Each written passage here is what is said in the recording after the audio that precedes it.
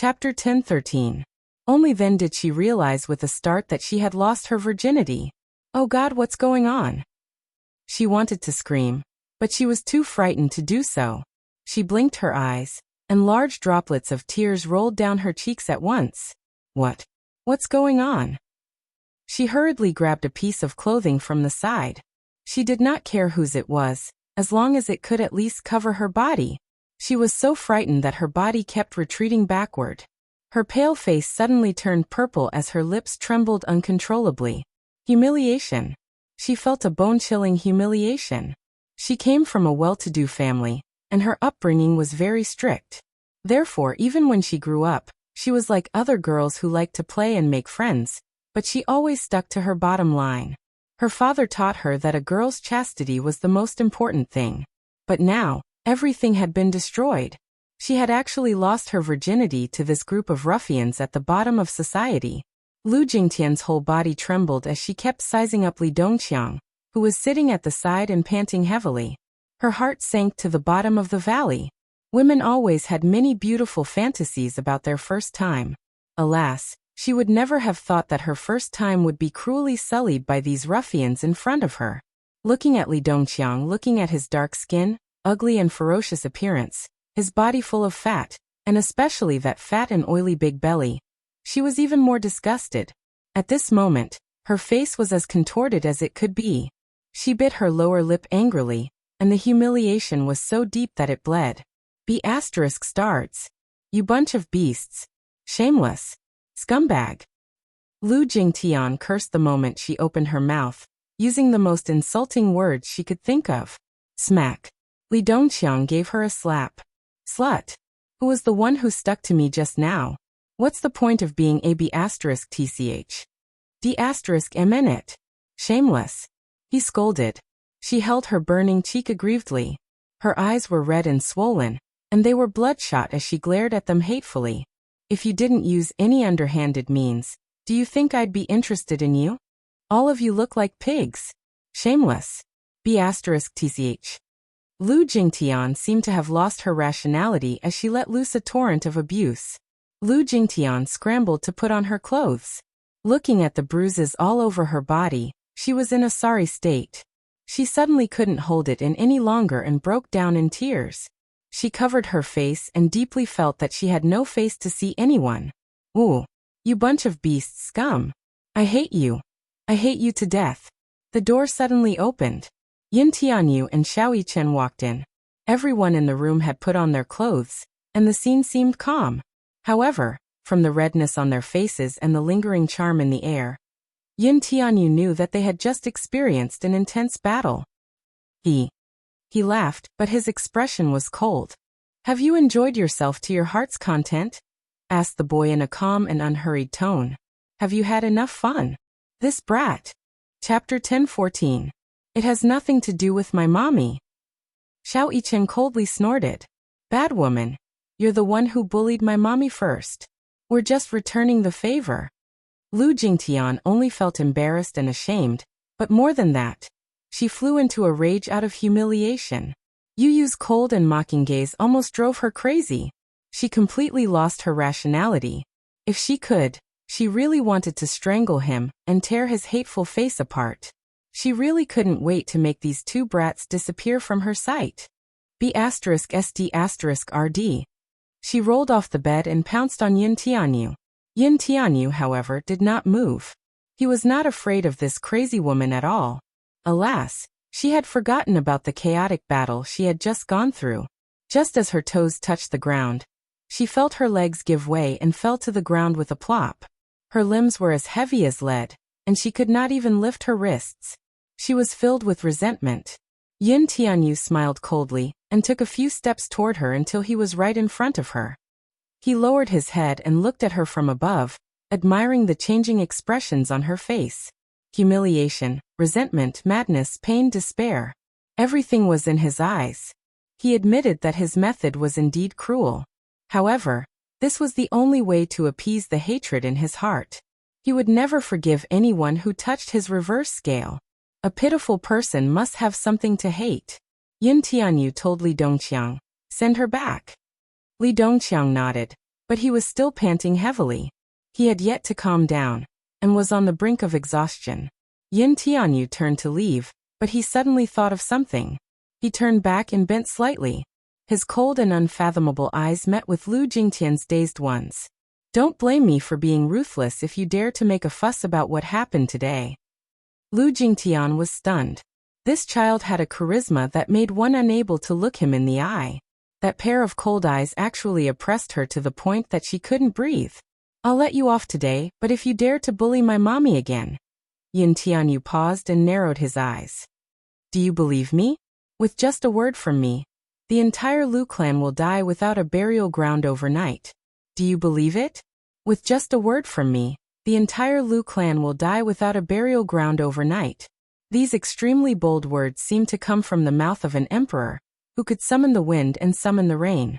Lu Jingtian's mouth was agape, but even after the two left, she still could not regain her senses. The fear in his heart was suddenly magnified. Lu residence. By the time she hailed a cab back to the Lu residence, it was almost dawn. She held back her tears and tightly clenched her fists. No matter how hard she tried to suppress herself, her shoulders couldn't stop trembling. She felt like a mermaid.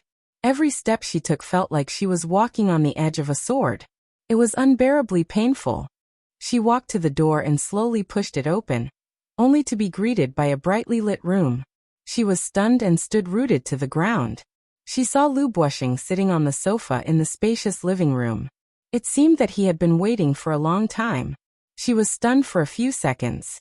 When she came to her senses, she quickly lowered her head and hurried upstairs. "Stop right there." Lu Buoxing bellowed majestically. Chapter 10:15. She shuddered and turned around with trembling lips. Pursing her lips, she did not bother to raise her head and only called out, "Dad." Usually, when she returned home late, her father would be long asleep. Why did she have to bump into him tonight? He asked coldly. "It's so late. Where did you go? Why are you only back now? Do you still know that this house exists?" She felt countless grievances and despair choking her throat, making it difficult for her to speak. She once again recalled what had happened tonight, which made her feel extremely humiliated. The tearing pain deep in her body reminded her of the shame and anger she felt. Resisting the urge to break down, she said in a muffled voice, "I went out to play." She did not want anyone to know about this. Even her closest family did not want them to know about it. She was utterly disgraced. She was too ashamed to face anyone. If her father were to know that she had given her virginity to a group of unknown hooligans, he would be so angry that he would kill her. It was simply a nightmare. It was a stain that she could not erase no matter how hard she tried. "You went to the bar again." Lu Buoxing snorted, clearly extremely dissatisfied. He was about to lecture her when she hurriedly said, "Dad, I'm tired. I'm tired. I'll go back to my room to sleep first." She tried to avoid him, but her father angrily said, "Stop right there. Did I allow you to leave?" She stood there awkwardly, sweating profusely from anxiety. "You want to leave before I'm done talking? Is this how you treat your elders? What time is it now? You only came back from playing. Do you still have this house in your eyes?" As he lectured her, he said, "What are you waiting for?" It was clear that he was going to lecture her. How could she face him in her current state, though? She gritted her teeth and stayed where she was. Lu Buoxing was even angrier. "What? I told you to come over. Why aren't you moving? Have you grown wings after being a year older? What are you waiting for?" His sternness made her tear up even more. She suddenly started sobbing softly. She felt so embarrassed. If Lu Buoxing were to see her like this, she would lose her last bit of dignity. Lu Buoxing got even angrier. He suddenly got up, walked up to her and grabbed her arm. Lu Jingtian stumbled and fell right in front of him. What he saw in front of him, however, greatly shocked him. Her exposed arms, shoulders, and collarbones were densely covered with all kinds of ambiguous marks of strangulation and kisses. Looking at her face, it was red and swollen. It was clear that she had been raped. When Lu Buoxing saw everything clearly, he subconsciously slapped him in the face. Lu Jingtian could not take it anymore and fell to the ground. She lowered her head and let her hair cover her face in the shadows. You What the hell are you doing? How did a girl end up like this? Lu Bushing was exasperated at her failure to live up to his expectations. His first reaction was that he had no idea who she was fooling around with again. Lu Bushing had high expectations for her, and he had always hoped that she could marry into a prestigious family. Prestigious families valued a girl's innocence the most. The way she was acting really disappointed him. Lu Bushing's rage made her feel ashamed and aggrieved. She held her face as her lips trembled. Large droplets of tears rolled down her pale cheeks, making one's heart ache for her. Chapter 10:16. Lu Bushing's rage made her feel ashamed and aggrieved. She held her face as her lips trembled. Large droplets of tears rolled down her pale face, making one's heart ache for her. Lu Bushing's heart ached as he looked at her haggard and disheveled appearance. He reached out to help her up, but she avoided his advances. She avoided his action though. Suppressing her grievances, she got up from the floor and ran upstairs without looking back. Bang! The door was slammed shut. Lu Bushing lowered his head to look at his burning palm. He had used a lot of strength in his anger earlier. In a moment of anger, he had given her a slap. Now he was filled with regret. Lu Bushing went upstairs to Lu Jingtian's room, only to hear her sobbing. Worried, he knocked on the door, but the crying stopped abruptly. Tian, it's Daddy's fault. I shouldn't have hit you. Open the door and tell Daddy what's going on, okay? Don't bother about me. Go away. Just go away, she cried. Lu Bushing furrowed his brows, his heart burning with anxiety. Alas, she did not mention it to him at all. He sighed. Since it had already happened, there was no point in pursuing how it happened. He would properly interrogate her about this matter after she calmed down a little. Lu Bushing's footsteps gradually faded away. Only then did Lu Jingtian burst into tears. She walked into the bathroom and scrubbed her body over and over again. However, no matter how many times she used the shower gel and scrubbed her body vigorously, as if trying to scrape off a layer of skin, she still felt that her body was so dirty that it could not be washed clean. Thus, she hugged her body and squatted in the bathtub, crying helplessly. She thought that this matter would be over just like that. However, the next day, something unexpected happened. Lu Jingtian was still asleep in the morning. She came home late, took a shower and cried under the blanket for a long time before she finally fell asleep. It was a call from Song Inya that woke her up. Where's Jingtian? Where are you now? Lu Jingtian was baffled by his question. She was still groggy from sleep, so she hoarsely replied, I'm at home. You're still sleeping. Song Inya was dumbfounded. She was still sleeping like nothing had happened even after such a big thing had happened. Lu Jingtian was even more confused now. I slept very late last night. Inya, what's wrong? From your tone, it sounds like something bad has happened. You'd better take a look at Weibo yourself. I only just found out. Hurry and take a look. The Missy's words gave her an ominous premonition. She quickly switched on the tablet and entered the Weibo app. The moment she opened the front page, she saw hashtag Lu Jingtian's sexy photos hashtag dominating the headlines. Lu Jingtian was so shocked that she almost choked. She covered her mouth as her eyes widened in shock. It turned out that Li Dongqiang had recorded a complete video yesterday. After editing it, he had uploaded a few screenshots to the internet. Other than Lu Jingtian, everyone else had been censored out. In the screenshots, Lu Jingtian's hair was disheveled, and her expression was enchanting.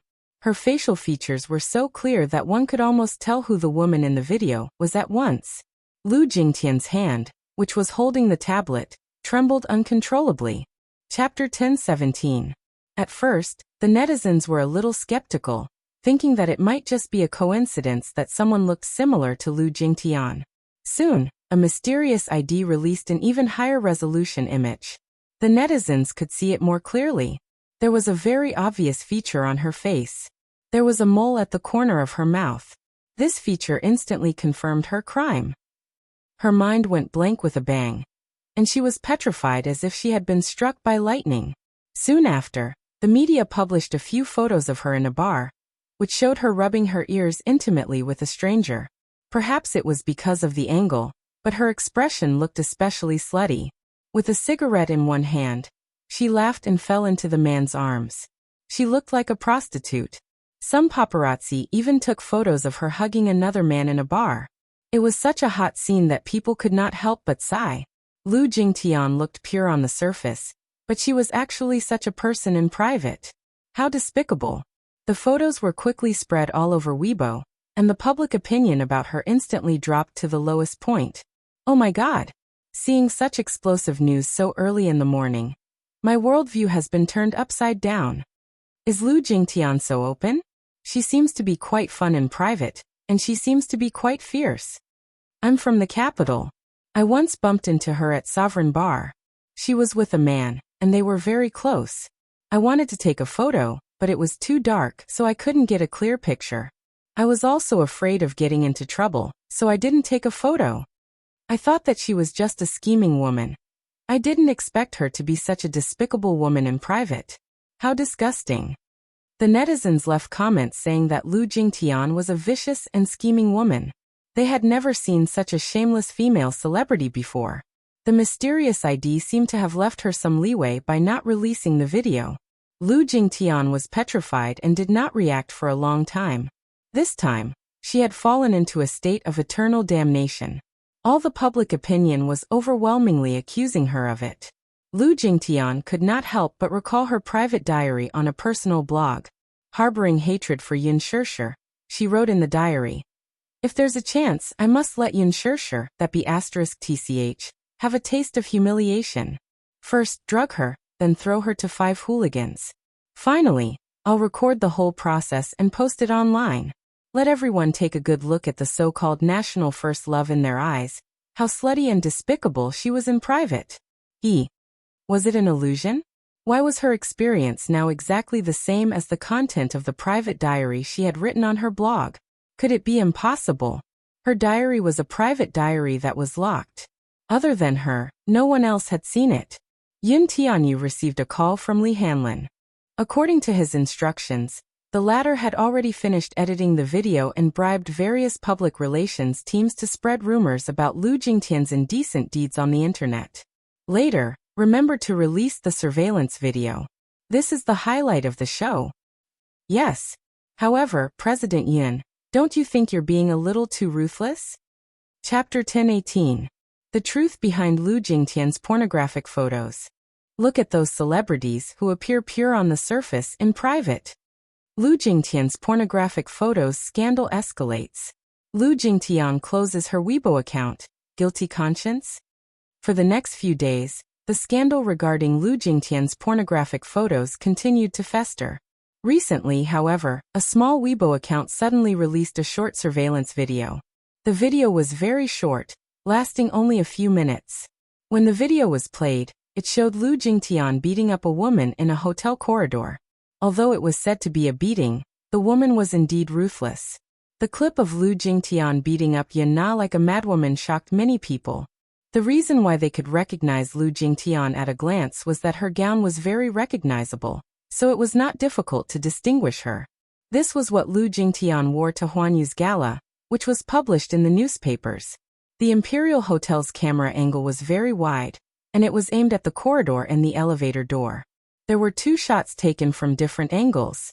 When the first video was opened, it was still a little unclear. From this angle, one could only vaguely make out Lu Jingtian's back. As for the facial features of the person she was beating up, it was too blurry for one to recognize. When the second video was opened, it was aimed at the front of the 2 people. The angle was accurate, and the facial features were clear, so one could recognize Lu Jingtian at a glance. The shot was very clear, so Lu Jingtian's face was exposed. As soon as the video was released, it quickly attracted countless shares and views. In just a few minutes, it was read tens of thousands, and countless people fought to share it. Lu Jingtian's pornographic photos also reached a boiling point.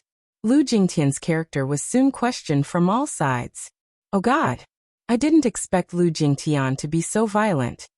That woman is so scary. She looks like a lotus on the surface, but I didn't expect her to be so dark inside. Lu Jingtian is too scary. How can a woman like her be a celebrity? Lu Jingtian should get out of showbiz. An anonymous netizen put up a poll to hashtag Lu Jingtian, get out of showbiz hashtag. At first, Lu Jingtian's team tried to calm the matter down. However, no matter how brilliant a team was, in the face of such an irrefutable fact, there was no room for negotiation. Yun Tianyo's PR team worked overnight to prepare a press release to smear Lu Jingtian's reputation.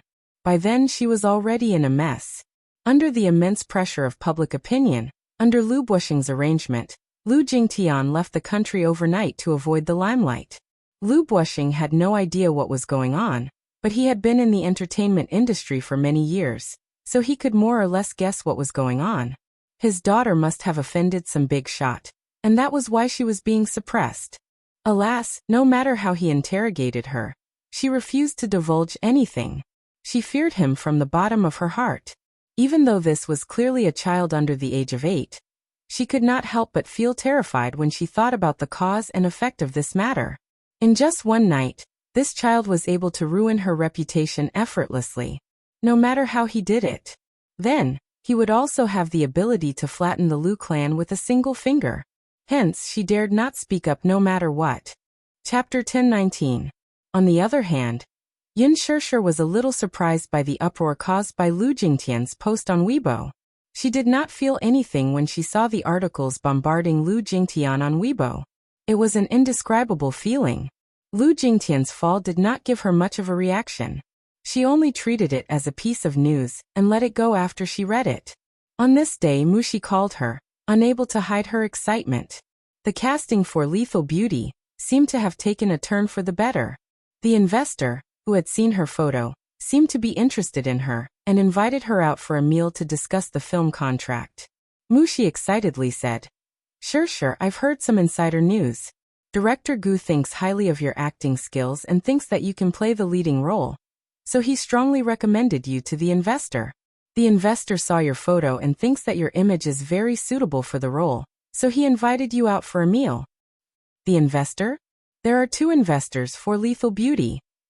One is Chengguang Entertainment, and the other is Global Pictures, a very famous production company. Sure, do you want to give it a try? Who knows, you might succeed. It turned out that, although the producer had directly kicked Yun Shishir out of the list for that audition, Gu Xiaoyang was very satisfied with Yun Shishir's performance. Hence, he strongly recommended Yun Shishir to the head of Global Pictures, Sun Hua. Sun Hua watched Yun Shishir's audition video, and was very satisfied with it too. Her acting skills were explosive, and her eyes and expressions were very intense. Moreover, Gu Xiaoyang was full of praise for Yun Shishir, thinking that her acting skills were much better than Lin Ji's. Her aptitude was not bad and she was very photogenic. Hence, Sun Hua reported the situation to the higher-ups. At first, the higher-ups of Global Pictures gave an ambiguous reply, saying that they would discuss the matter before making a decision. Gu Xiaoyang really liked Yun Shishir and hoped to have a chance to use Yun Shishir in the future. Hence, he mentioned this matter to the higher-ups of Global Pictures. The Green Apple was going to be released soon. The box office was bound to be spectacular. Although Yun Shishir was a newcomer, her potential was immeasurable. After the release of The Green Apple, with the support of Gu Xingze and Lin Fengtian, Yun Shishir would definitely become famous overnight. At that time, Yun Shishir would definitely be more talked about than Lin Ji. In that case, Lethal Beauty would definitely benefit from The Green Apple. When the person in charge heard this, he was indeed very tempted. Indeed, although Lin Ji was a popular A-list actress compared to Yun Shishir, Lin Ji's popularity was too high. After Lin Ji's debut, her reputation and popularity had been bountiful. However, the rumors about her were nothing. Yun Shishir's popularity soared as soon as she debuted. Even before the crew of The Green Apple released any behind-the-scenes footage, Yun Shishir's name would be on the hot search list. Hence, the higher-ups of Global Pictures decided to meet with Yun Shishir to discuss the casting of the role. Sun Hua then contacted Qin Zhou. Initially, when Qin Zhou learned that Global Pictures had invited Yun Shishir to a dinner party to discuss this matter, he hesitated for a moment before rejecting the invitation. Hence, Sun Hua thought of Mushi. When Mushi first received this news, she was overjoyed. Yun Shishir, on the other hand, was a little hesitant. Dinner party. Yun Shishir was inexplicably reminded of that dinner party where a young model, had offered her body to the investors and producers in order to fight for resources. That unsightly scene was still fresh in her mind. Chapter 1020. Mushi, reject it for me. Ah. The assistant was stunned. Sure, are you dumb? This is a rare opportunity. You must know that if you perform well and satisfy Worldwide's higher-ups, the production team of Lethal Beauty may decide to cast you. I have something on tonight, so I can't make it to the dinner party. Reject it for me. Yin Shirshir said. Even though the assistant felt that it was a pity, she could not force the matter, so she gave him a tactful reply. When Sun Hua heard this result, he was so angry that he flared up. This Yin Shirshir has just debuted, yet she's already putting on airs.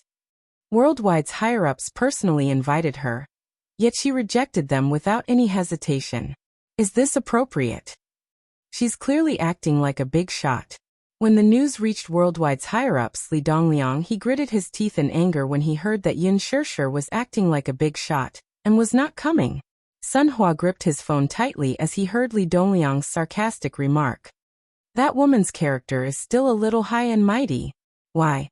Is she looking down on Worldwide or me? She's putting on airs just because I asked her to have a meal with me. A taxi stopped steadily at the entrance of Global. Sun Hua got out of the car, smiled apologetically, and explained to the phone in a low voice, Mr. Li, don't be angry. Why get angry over a small actress? Don't you think so? On the other end, Li Dongliang sneered. Her. Why? I said that I wanted to treat her to a meal. Isn't that because I think highly of her? I've been in the industry for so many years, but I've never heard of such an actress. This Yin Shirshir is a little arrogant. I think she's just looking down on me. After a pause, Li Dongliang continued, Sun Hua, how did you do your job? I asked you to treat her to a meal, and in the end, you gave me the cold shoulder. If word of this gets out, do you want Worldwide to become a joke? I think you're just messing with me. Sun Hua could not help but feel flustered and vexed. Mr. Li, look at what you're saying. How would I dare to trick you? The man snorted coldly and his voice was filled with anger. This Yin Shirshir has really opened my eyes. In any case, I don't care how you do it. In any case, you have to get back at me. Even if she came, she had to come. He had to come even if he didn't want to. Otherwise, you can scram. When Sun Hua heard this, he felt even more guilty. He hurriedly said, Hee Boss Li, don't be angry. It's all my fault. How about this? Let's set the dinner for tomorrow night. I'll definitely bring the person to you. At that time, you can do whatever you want. What do you think? The man suddenly laughed. Sun Hua, at least you know how to appreciate favors. It's tomorrow night. Don't let me wait too long. I don't want to waste any more time. You know that I don't have much patience. Before Sun Hua could speak again, he hung up the phone. Sun Hua was also angry that Yin Shirshir did not give him any face. She had just debuted and acted in a movie. It had not even been released yet, but she was already acting like a big shot. Li Dongliang had noticed her and invited her to a meal because he thought highly of her. One had to know that this dinner was not for just anyone. Many female celebrities were lining up but did not get a turn. When it came to Yin Shirshir, she rejected it with one sentence. What was the meaning of this? Chapter 1021. When Li Dongliang saw the photo, he was stunned. However, Sun Hua showed him the audition tape. Li Dongliang naturally did not care about the audition. He was a capitalist. Being involved in the film industry was just a branch of his investment. He did not care about whose acting skills were good. He only cared about the return of the investment. That was all. Chungguang Entertainment and Worldwide Entertainment jointly invested in Lethal Beauty. Chungguang Entertainment intended to promote Lin Ji, and internally selected her as the female lead. Li Dongliang did not care who the female lead was, so he did not have any objections. Before this, in order to please Li Dongliang, Chungguang Entertainment specifically instructed Lin Ji to fight for Li Dongliang's approval. After being in the entertainment industry for 3 years, Lin Ji was not as ignorant as she was when she first debuted. Naturally, she knew the benefits involved. She was also very obedient and sensible. She accompanied Li Dongliang for 2 nights and served him well. Li Dongliang was naturally satisfied with her. Hence, the matter of the female lead could be said to have been decided. However, after Gu Xiaoyang strongly recommended Yun Shishir to Sun Hua, and Sun Hua showed Li Dongliang the photo, he started to miss Yun Shishir. After being in the industry for so long, he had played with many women. There was the charming and enchanting Yan Bingqing, the peerless Han Yuyan, and the fresh and beautiful Yang Mi. Most of them were like products of the assembly line. They had the same face and were not distinguishable, let alone temperament. Yun Shishir, on the other hand, had a unique temperament. She was pure and refined. What made it even more unbearable was that she seemed to have a temperament that made one want to conquer her impatiently. The more pure and beautiful a woman was, the more men wanted to conquer her, and the more they wanted to ravage her.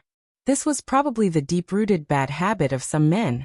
A man's desire to conquer was undoubtedly manifested in two aspects. One was his career. The other was his woman. Hence, Li Dongliang personally said that he wanted to treat Yun Shishir to a meal. He wanted to make a move on her.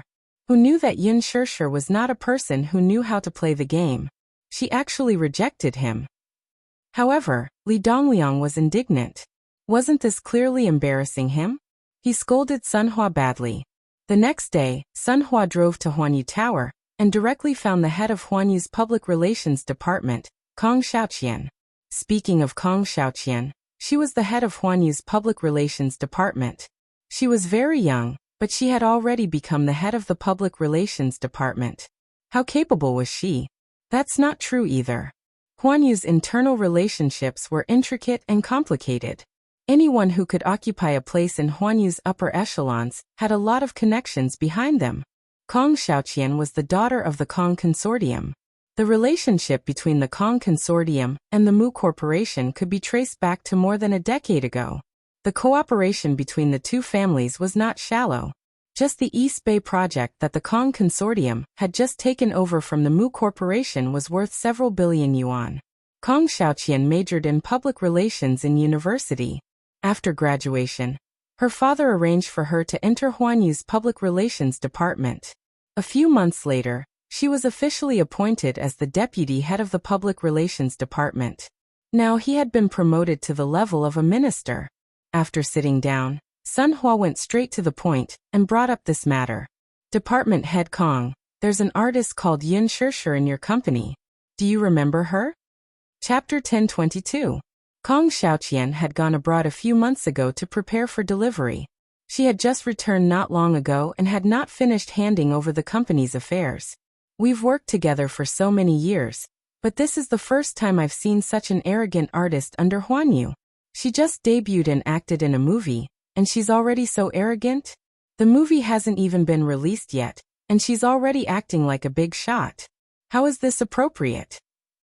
Kong Xiaoqian fiddled with her beautiful nails as she smiled and said, Manager's son, calm down too. Don't get angry over a small artist, haha. It's not worth it.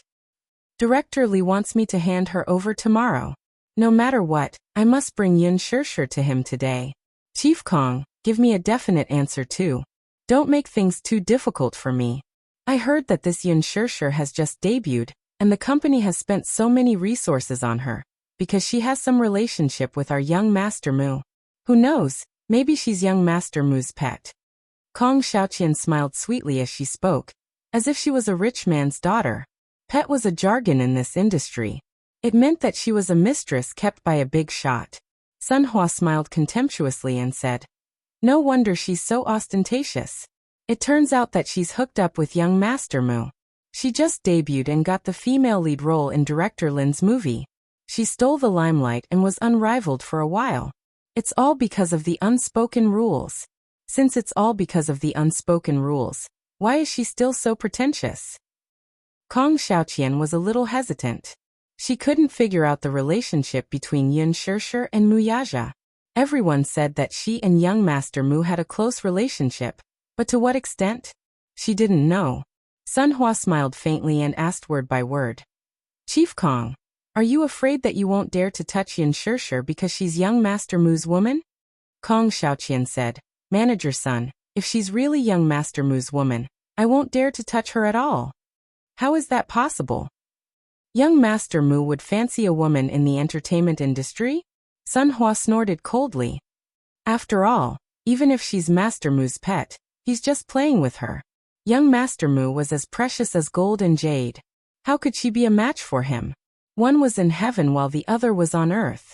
Moreover, if she was really the woman that young Master Mu had his eyes on, how could young Master Mu allow his woman to mingle in the entertainment industry? Since you're in this circle, you should understand the rules of the game. Pausing for a moment, Sun Hua sneered coldly, since she likes to climb up high so much. Then with this opportunity in front of her, why doesn't she hurry up and climb up the pole? If she served Boss Li well, she would be rewarded handsomely. Naturally, you will also get your share. Kong Xiaoqian was still a little hesitant when Sun Hua said, I heard that your father recently got the East Bay project, but he's still short of funds. If you can get Yin Shishir here, I'll talk to President Li. Maybe if Yin Shishir serves him well, he'll be happy. And his voice stopped abruptly, and he didn't continue speaking. Kong Xiaoqian naturally understood the hidden meaning in his words. Her red lips curled up slightly as she exchanged a glance with Sun Hua and smiled mysteriously. Chapter 1023. In the past, whenever her eyelids started twitching, it was always a bad sign. Qin Zhou had something to attend to. Before he left, he asked Yin Shishir to consider the role of the second female lead in Lethal Beauty. If she accepted the role, he would help her settle it. Yin Shishir was flipping through the script when Kong Xiaoqian suddenly walked in. Seeing that she was engrossed in reading the script, Kong Xiaoqian knocked on the door. The sudden movement startled her. Yin Shishir looked up. Seeing that it was Kong Xiaoqian, she smiled. Department Head Kong? Hello. Kong Xiaoqian walked straight to her and sized her up. Suddenly, she smiled and asked, Yin Shishir, are you free tonight? Yes, why? Kong Xiaoqian nodded and said, Tonight, you and Li Quan will go meet a client. Li Quan was the secretary of the Public Relations Department. Yin Shishir had met him once before. Meeting a client? Yin Shishir was a little hesitant. She was in a hurry to go home. But on the other hand, she didn't want to offend Kong Xiaoqian, so she was a little hesitant. Kong Xiaoqian sized her up and warned, This client is very important to the company. Yin Shishir, you have to remember that you're an artist under Huan Yu. So, you have to know what you're doing and what you're saying. Don't do anything that will cause losses to the company, understand? Kong Xiaoqian said meaningfully. Suddenly, she smiled strangely and said, That's good. This is a rare opportunity for you to train. Yin Shishir hesitated for a moment, then smiled and nodded. Yes, I understand. She suddenly asked, Department head, what kind of client is it? An investor. I heard that he thinks highly of you and wants you to act in a movie he's investing in. Go and have a good talk with him. Oh. She tidied up the script and locked it in the drawer. Then, she left with Li Quan, who was waiting at the door. Li Quan obviously didn't expect that Yin Shishir would be attending the social event with him this time. He was a little stunned for a moment. He had met her face to face a few times. She was beautiful, smart, and very polite. She had just stepped into society, and her whole person was as white and clean as a piece of white paper. Even a drop of ink stain on her would be so dazzling. In his heart, he suddenly felt a little regretful. He looked at Yin Shishir and guessed a thing or two. It was a common occurrence to give away women in the Vanity Fair. In the past, he often brought artists to social events. Many female artists were beautiful and smart. Not only did they have a glib tongue, but they also knew how to please men. In order to climb up the social ladder, they were willing to suffer any kind of loss. Li Dongliang was a sly old fox with a bad reputation. He was greedy for beauty and had toyed with many artists. He had toyed with both men and women. He even toyed with little fresh meats and was quite fierce. The so-called discussions about scripts and movie contracts, in the end, were all about the bed. Sleep with him for a few nights. This was how resources came about. When Li Quan saw Yin Shishir's pure and clear smile, he felt indignant, but he couldn't bear to see her like this. She wasn't scheming at all. She probably didn't expect that Kong Xiaoqian was pushing her into the fire pit. Yin Shishir was only in her 20s. Li Dongliang was ruthless and liked to take advantage of young women. He also liked to play with women. How could Yin Shishir withstand his ravaging? Kong Xiaoqian was really ruthless. However, Li Quan only thought about it in his heart. Kong Xiaoqian's status was not ordinary now. How could he dare to go against her? Chapter 1024. The interests involved in this matter were too deep, so he dared not interfere. When Yin Shishir left the company with Li Quan, the latter went to get his car and asked her to wait for him at the entrance. Thus, she gave Yu a call while she was at it. He did not pick up her 2 calls, and it was only on her 3rd call that he finally picked up. Yu's voice sounded tired and hoarse. Hello. Yin Shishir could hear his tiredness and her heart ached for him. Hence she said, Yu, mommy will be back late today. Rest early and don't wait for mommy. How late will mommy be back? Around 9:30 p.m. Oh. Yu sounded a little unhappy as he said slowly, Mommy will be back late. You can't sleep well. Yin Shishir was stunned for half a second before she gently said, Mommy will definitely be back early, but you don't wait too late. Yu replied, Okay. Mommy must be back early. Mwax. Mwax. Yin Shishir hung up the call just as Li Quan drove the car over. Inside the car, the man held the steering wheel with a frown, deep in thought. Yin Shishir sat at the side, feeling nervous at the thought of having to socialize with those investors. She turned her head and sincerely said, Secretary Li, this is my first time meeting the investors. If I say something wrong, please remind me. The man looked at her with pity. Yin Shishir saw his strange expression and asked worriedly, What's wrong? Are you feeling unwell? I'm fine, Li Quan smiled absent-mindedly. Looking at her concerned expression, he suddenly felt a strong sense of guilt. Mushi had just returned to the company and was about to go home when she saw Sun Hua and Kong Xiaoqian walking out of the elevator as she passed by. She subconsciously hid at the side when she saw that it was Kong Xiaoqian. However, he heard Kong Xiaoqian's laughter. Manager son, don't you think I'm being too cruel? Li Dongliang is a man with a wicked sense of humor. He's not any better than He Lingxiang. I heard that he has ruined a few young actresses. You must ask Director Li to be more tolerant of Yin Shishir. Don't swallow her whole. Mushi was so shocked that she almost let out a yelp. She quickly covered her mouth and held her breath as she heard Sun Hua say, Humph. Doesn't Yin Shishir like to climb up the social ladder? Although Li Dongliang has a strong family background, his net worth is not small. I'm not mistreating him by letting such a big branch fly. Kong Xiaoqian smiled. Sun Hua continued. This Yin Shishir is a stunner. It was no wonder that Mr. Li was so attentive to her. Who told her to be born with a foxy face? Men like this kind of woman. Kong Xiaoqian laughed and teased. Haha. Who knows, Yin Shishir might even be able to squeeze out the first wife and fly up the social ladder. The 2 figures gradually disappeared into the distance. Mushi, who was hiding behind a corner, was stunned. She widened her eyes in shock and gritted her teeth in anger. D***M. Don't tell me that Kong Xiaoqian forced Yin Shishir to be a hostess. She had just gone out to ask around with her colleagues. That Li Dongliang was not a good person. He had a strong background and a bad character. She heard that he liked to play with women, and that his methods were extremely cruel. If Yin Shishir were to fall into his hands, she would be eaten alive. Chapter 1025. She was about to leave when she suddenly remembered something and paused in her steps. If Kong Xiaoqian were to find out that she was the one behind this, she might lose her job. However, on second thought, Shishir trusted her so much and treated her as a close friend. If she were to abandon her now, that would be too much of a good conscience. Relying on her memory, she hailed a taxi to Xiangti Walk and found her way to the villa's entrance. She pressed the doorbell and waited for a long time, but no one came to pick her up. Could it not be this villa? She did not remember wrongly though. Was no one home? What should she do then? If this dragged on, what would happen to Shishir? She could not help but shudder at the thought of Li Dongliang's wretched and sinister face. She was as anxious as an ant on a hot pan. Just as she was breaking out in cold sweat, she suddenly thought of Mu Yaja. She took out her phone, but she forgot that she did not have his number. She did not even have his office or secretary number. She was in trouble. She suddenly had an idea. She dialed the secretary's office number at Dixing's headquarters, and then called the secretary's desk. The moment the call was picked up, she heard the secretary's respectful and polite voice.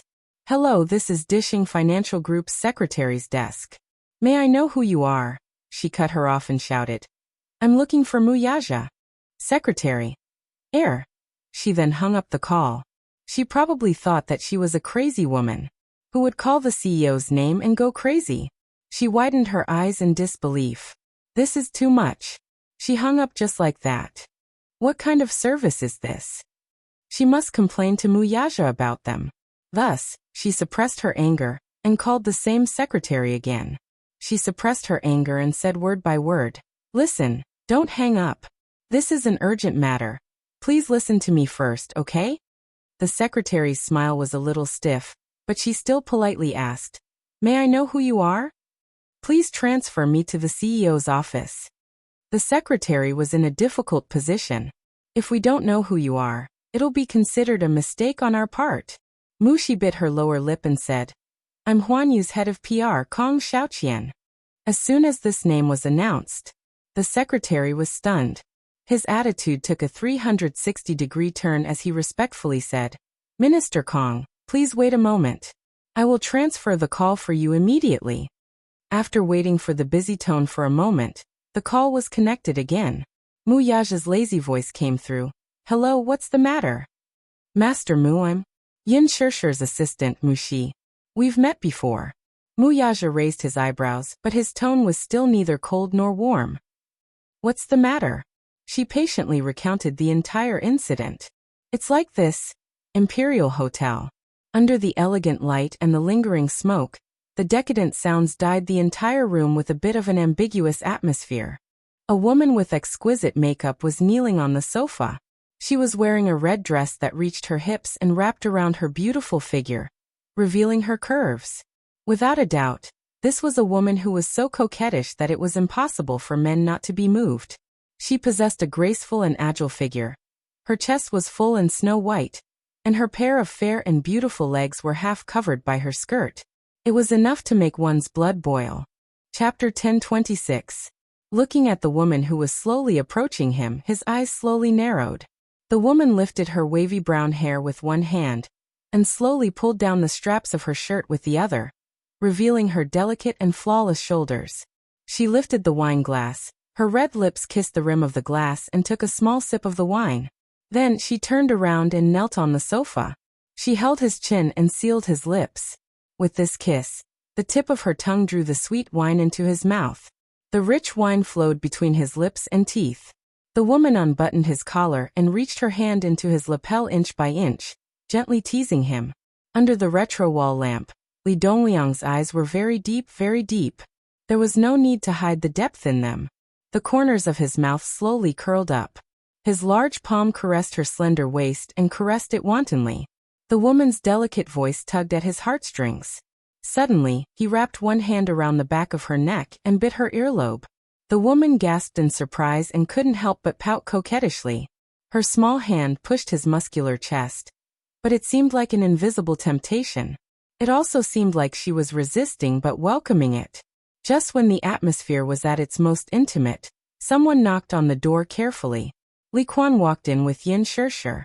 Seeing such a hot scene in the private room, Yin Shishir was shocked and thought that she had walked into the wrong room.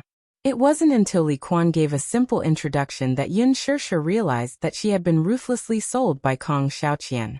What did she mean by meeting the investor, Li Dongliang? Wasn't he the executive from Universal Pictures who had asked to meet her 2 days ago? Could it be a hangmen banquet? However, since she was already here, she might as well take things as they came. Li Dongliang narrowed his eyes and sized up Yin Shishir. Although he had seen her photo, she was even more stunning in person. She was a beauty, a complete beauty. Her skin, even without any makeup, was still fair and flawless. Her beautiful eyes clearly didn't have any eyeliner, but they were so long and flirtatious, charming and moving. Her nose was tall and straight, and her lips were soft and moist. She was natural and clean, but she had a kind of soul-stirring beauty. This type of beauty could not be replicated. It was unique, just like a poppy, dangerous yet beautiful. It possessed a type of fatal allure. Li Dongliang looked at the charming woman in front of him. He gently lifted her chin and looked at the delicate makeup on her face. She was a new artiste signed by Hana Entertainment Company. With the dazzling halo of the Miss Asia champion, she was now very popular in the circle. Right now, the model wanted to get herself a role in a blockbuster film invested in by Universal Pictures. Therefore, under the recommendation of her agent, she had this opportunity. How could she let this rare opportunity go to waste? Naturally, she had to perform well. But for some reason, when compared with Yin Shirshir, this woman in front of him instantly paled in comparison. Although she was beautiful, her beauty was too rigid and monotonous, like the product of an assembly line, too empty. When he looked at Yin Shirshir again, every inch of her facial features was extremely lively, especially her eyes, which were shining and captivating.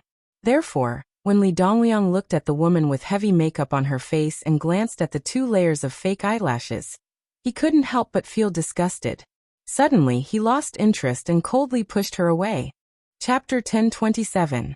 The woman looked at him in surprise, but she understood that Li Dongliang was no longer interested in her, and she was no longer attractive to him. She lowered her head and bit her lip. She felt a little unreconciled and strange. It was going well just now, but she didn't understand what went wrong. At the same time, she was secretly angry at the woman who barged in. The atmosphere was just right, and it was about to go smoothly, but she ruined it. She couldn't help but feel a little frustrated. She helplessly tugged at his sleeve and blushed. She felt wronged and murmured, "Director Li, what's wrong?" Li Dongliang didn't even look at her. "Get out." Then my role. Get out." The woman was unwilling, but she got up helplessly and left the room. Yin Shirshir sat a little cautiously in her seat, occasionally glancing at Li Dongliang, who was sitting in the main seat. From the moment she entered the room, this man had been looking at her from top to bottom with a very strange gaze. That gaze made her feel very uncomfortable. It was as if he couldn't wait to peel off her skin and eat her bones clean. She looked at Li Quan for help, but she saw that he was still calm, but his smile was slightly unnatural. At the banquet, the topic originally revolved around the interests and cooperation of the 2 companies. Everyone sitting there was a knife hidden in their smiles. You could often distinguish 3 meanings from one sentence. They had dug a trap and were waiting for you to jump into it. This was one of the few occasions that Yin Shirshir attended such events. How many of the faces on the table were real? Everyone seemed to have their own ulterior motives.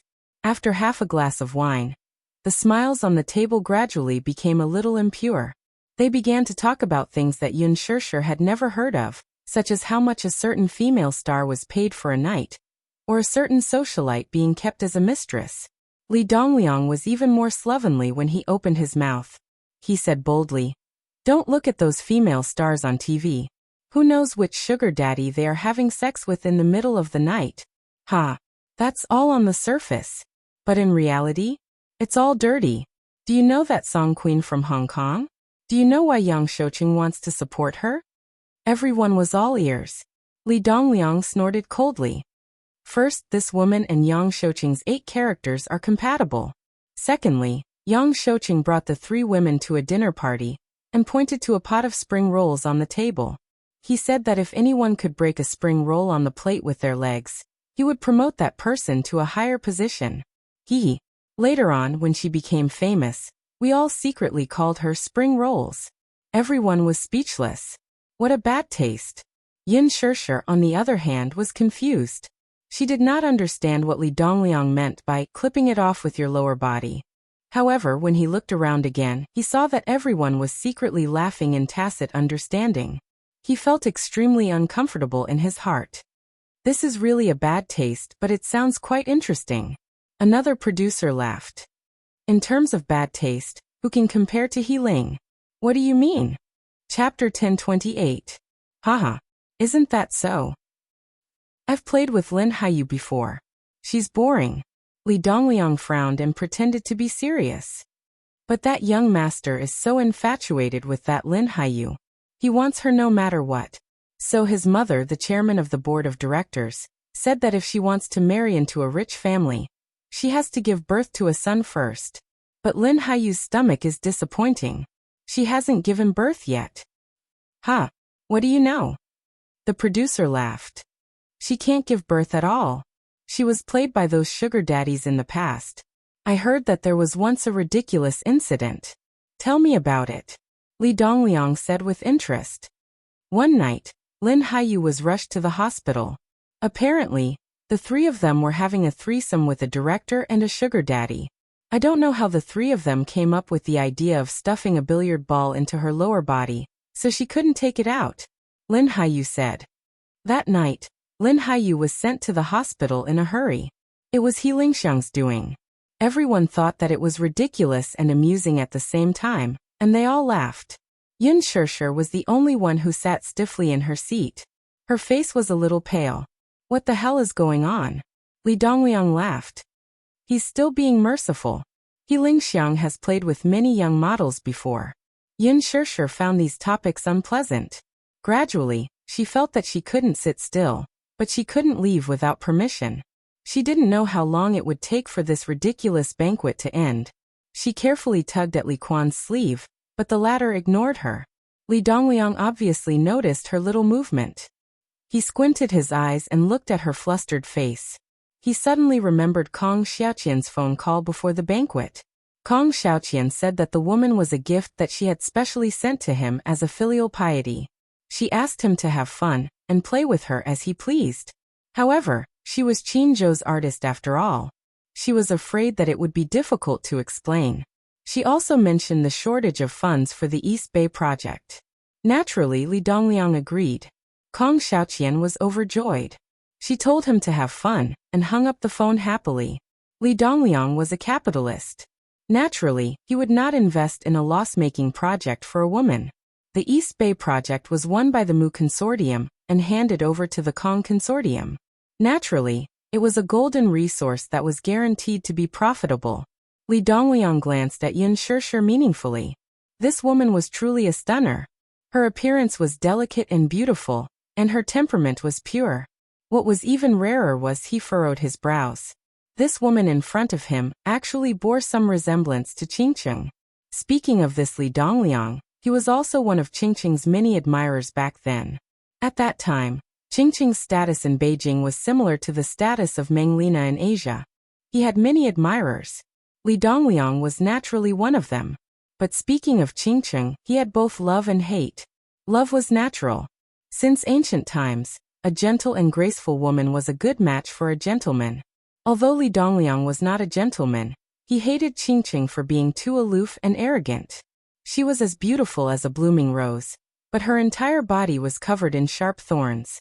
With just a touch, one would be covered in wounds and could only be admired from afar. Chapter 1029. However, this rose did not lack followers like him. She was like a moon surrounded by stars. However, Mo Qingqing's personality was too prideful. Because of this, she didn't even bother to look at him. This caused Li Dongliang to feel bitter. At that time, he was just the boss of a small company. He was not rich and did not have the ability to compete with those big bosses of the upper class. However, when he was successful in his business, Qingqing suddenly disappeared from Capital City. There was no news about her. Although the beauty of this girl before him couldn't be compared to Qingqing back then, her facial features and her charm were 70 to 80% similar to Qingqing. If she dressed up, they would be exactly the same.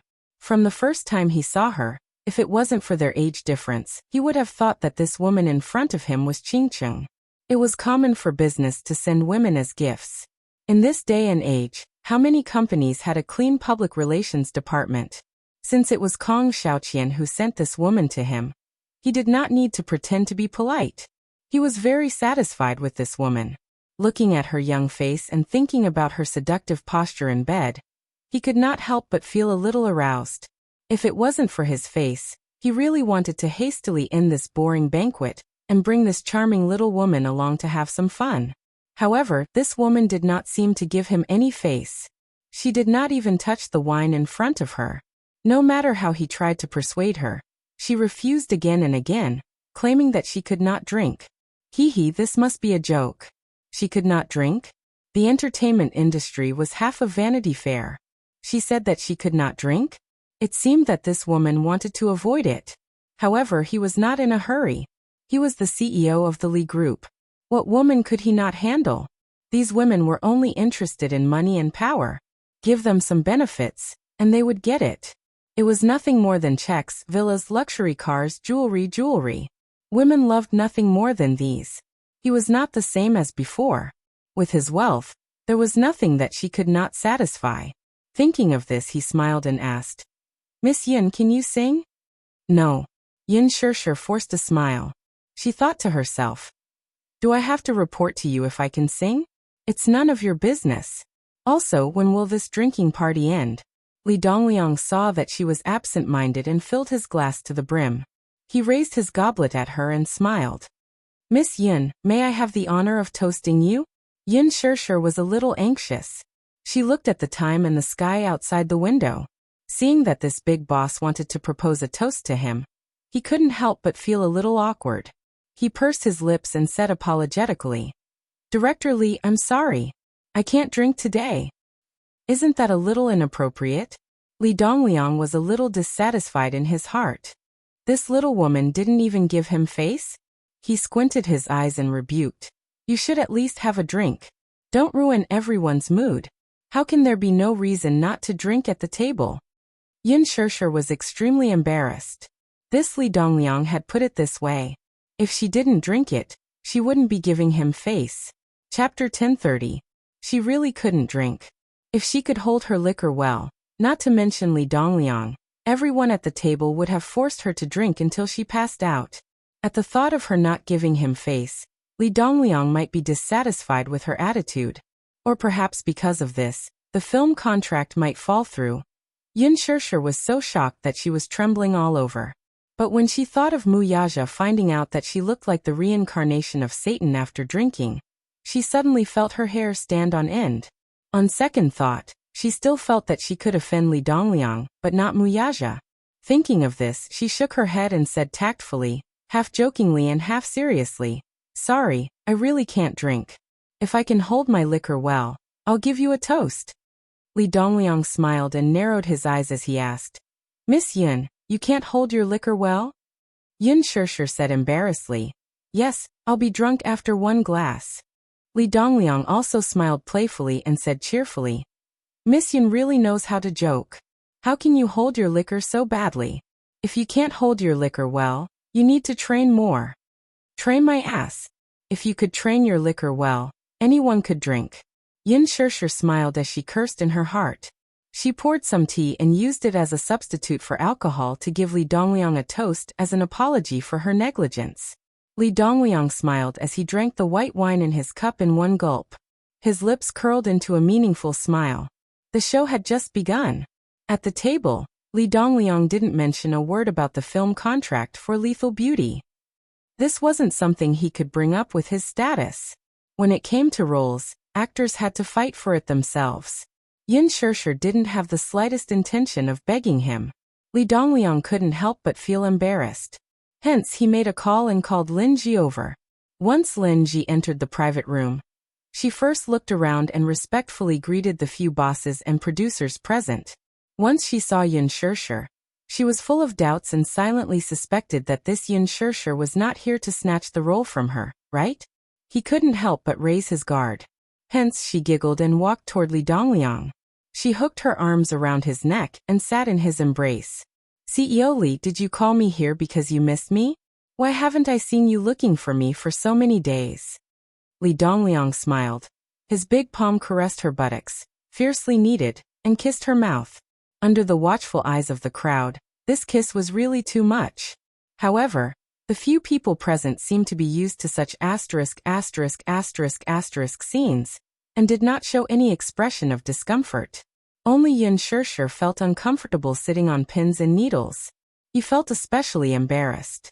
Li Dongliang, on the other hand, seemed to have the intention of letting Yin Shirshir see how other women worked hard to please him. On the other hand, Yin Shirshir was not only indifferent, but she also seemed to be disgusted by such an erotic scene. She kept her head down, and no one knew what she was thinking. What on earth was this woman thinking? In the past, at such a dinner party, a woman like her would think of ways to please the sugar daddy, so that she could get the female lead role. But look at her. She didn't even drink. Even after such a long time had passed, She didn't say anything. She was completely uninvolved. Even if she was pretending to be aloof, she should have had enough. He didn't believe that there was a woman in this world who was indifferent to glory and wealth. Chapter 1031. No matter how pure a woman was, like Linji, she had only debuted for a year and was already tamed. However, Yin Shusher's temperament was very similar to Allure's. She had the same arrogance and the same desire to conquer her. Linji looked at Li Dongliang's eyes, which never left Yin Shusher, and suddenly felt a sense of crisis. She had spent so much effort to get the female lead role of lethal beauty. How could she allow others to snatch it away? Therefore, she tried even harder to please Li Dongliang. However, no matter how much Linji tried to please him, the evil fire in Li Dongliang's eyes could not be quelled. Only he himself knew what his ambition was. Therefore, when the banquet ended, the representatives of Universal Pictures and Huanyu Entertainment signed the document, which meant that the banquet had come to an end. Li Dongliang had a good relationship with Kong Xiaoqian. Before the banquet, they had already informed each other, so Li Quan naturally knew about it. After the banquet ended, Li Quan and Yin Shusher sent off the representatives of Universal Pictures as a courtesy. Li Quan said to Yin Shusher, "Shusher, you stay here and accompany Mr. Li. I'll go and settle the bill first." Yin Shusher opened her mouth and wanted to refuse, but Li Quan left the room without looking back and closed the door. She sat down dejectedly and looked at Li Dongliang cautiously. All the cells and nerves in her body were instantly in a state of alert. She did not know why, but from the first time she saw this man, she felt wary. Especially that pair of eyes, which kept staring at her, sizing her up again and again, as if he was staring at his prey. It made her feel really uneasy. Li Dongliang saw that her eyes were drifting back and forth, and she couldn't sit still. He suddenly felt a little strange. Did Kong Xiaoqian not tell this woman what to do? Or was this woman playing hard to get, pretending to be young and innocent? Li Quan left for a long time and did not return. At first, Li Dongliang was still chatting with her seriously, but gradually he started to talk about dirty jokes. Yin Shusher couldn't sit still. She hurriedly said, "Director Li, I'll go and see if Li Quan has." "Hee, why are you still looking at him? Li Quan has already left," Li Dongliang said with a smile. Yin Shusher was a little confused, but she didn't think too much about it, so she explained, "How could Secretary Li leave? He still has to send me back later." Li Dongliang said, "I'll send you back. I wonder if Miss Yin is willing to give me this face?" Yin Shusher quickly waved her hand and laughed awkwardly. "How can I accept that? Why are you embarrassed? Miss Yin, please don't be so courteous with me. Or are you unwilling to give me face?" Li Dongliang's smile became more and more intriguing. Yin Shusher lowered her head. She was really unwilling to let him send her back. Not to mention that she didn't want to be too close to him. Just the thought of sitting in his car made her feel uncomfortable. But looking at his eyes, it seemed like she couldn't reject him. She thought about how she didn't give him face at the banquet. Now that he was kind enough to send her home, if she kept rejecting him, wouldn't she not even give him a way out? If she still didn't give him some face, she would really be going overboard. Thinking about it, even though she was really unwilling, Yin Shusher couldn't reject him anymore. Chapter 1032. Left with no choice, Yin Shusher could only nod in agreement. However, when she saw the unconcealable sharpness in his eyes, she felt her right eyelid twitch violently again. As for Li Quan, the bill was directly deducted from the company's account. Paying the bill was just an excuse for him to slip away. Kong Xiaoqian had already told him that Yin Shusher was a gift for Li Dongliang, so she reminded him to leave after the meal. As for Yin Shusher, she would leave her to Li Dongliang to enjoy. Li Quan could naturally tell that Yin Shusher was kept in the dark until now. She did not even know that this was not a dinner party but a shocking scam set up by Kong Xiaoqian. The so-called dinner party was just for her to accompany an old man and sell her to him. In this materialistic era, having money meant having power. Li Dongliang's net worth was huge. Although his foundation was not deep, he was still a prominent entrepreneur in the capital. He was ruthless and was someone Li Quan could not afford to offend. Although he felt sorry for Yin Shusher, and even felt that it was unfair, he could only think about it in his heart. Not to mention Li Dongliang. Even Kong Xiaoqian could crush him with a single finger. Just as he was thinking this, he walked out of the hotel and saw Mu Xi, who had just alighted from a taxi, rushing toward the hotel's entrance.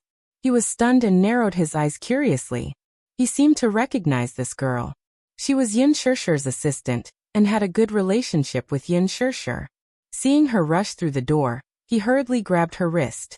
She was stunned. When she looked up and saw Li Quan, her eyes lit up and she quickly asked, "Secretary Li." "Just in time. I'm looking for Shishir. Did you see her?" He frowned and hesitated for a moment before asking, "Why are you looking for her?" Mu Xi was not wary of him and said impatiently, "I overheard Mr. Kong saying that Yin Shishir is accompanying a client at the company's entrance, so I rushed over." "Where's Shishir? Where is she?" Li Quan pursed his lips and frowned.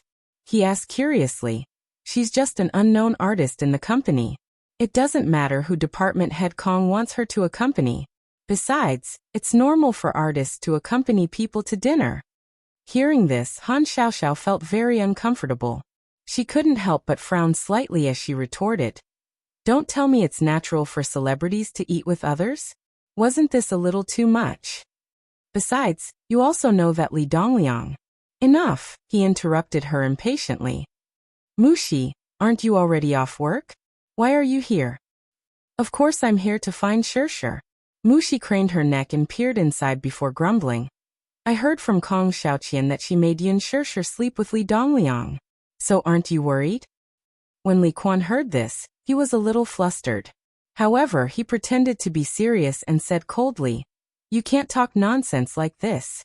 Be careful not to let department head Kong hear you and fire you." "But I clearly heard it with my own ears. How can it be fake?" With that, she wanted to barge into the hotel. "I'm going to find her." He hurriedly pulled her back. "Where are you going?" Chapter 1033. Li Quan sighed. "Stop fooling around, Mu Xi. Yin Shishir has already returned to the company. You shouldn't stay here. Don't you still have to work tomorrow?" Yin Shishir was wanted by Li Dongliang, and Kong Xiaoqian had already established a good relationship with him. How could he let her take her away? Besides, how could she afford to offend someone like Li Dongliang? "Really?"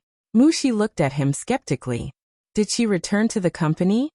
He nodded without a change in expression. "Yes. What else could it be? She just left." Seeing that she was still doubtful, he half pushed and half pulled her toward the car park. "Let's go. It's on the way. I'll send you home." She let him pull her arm in a daze, but she kept looking back at the hotel entrance, which was getting further and further away from her. She suddenly had a bad feeling. It was only when she got into the car and drove for a while that she realized that things might not be as simple as they seemed. She hurriedly shouted for him to alight. Of course, he was unwilling to stop the car. She started making a fuss in the car. "Secretary Li, let me out. I'm warning you. Yin Shishir's identity is not simple. Don't think that she's just an ordinary artiste." "What? Are you threatening me?" Li Quan narrowed his eyes, the look in his eyes dangerous.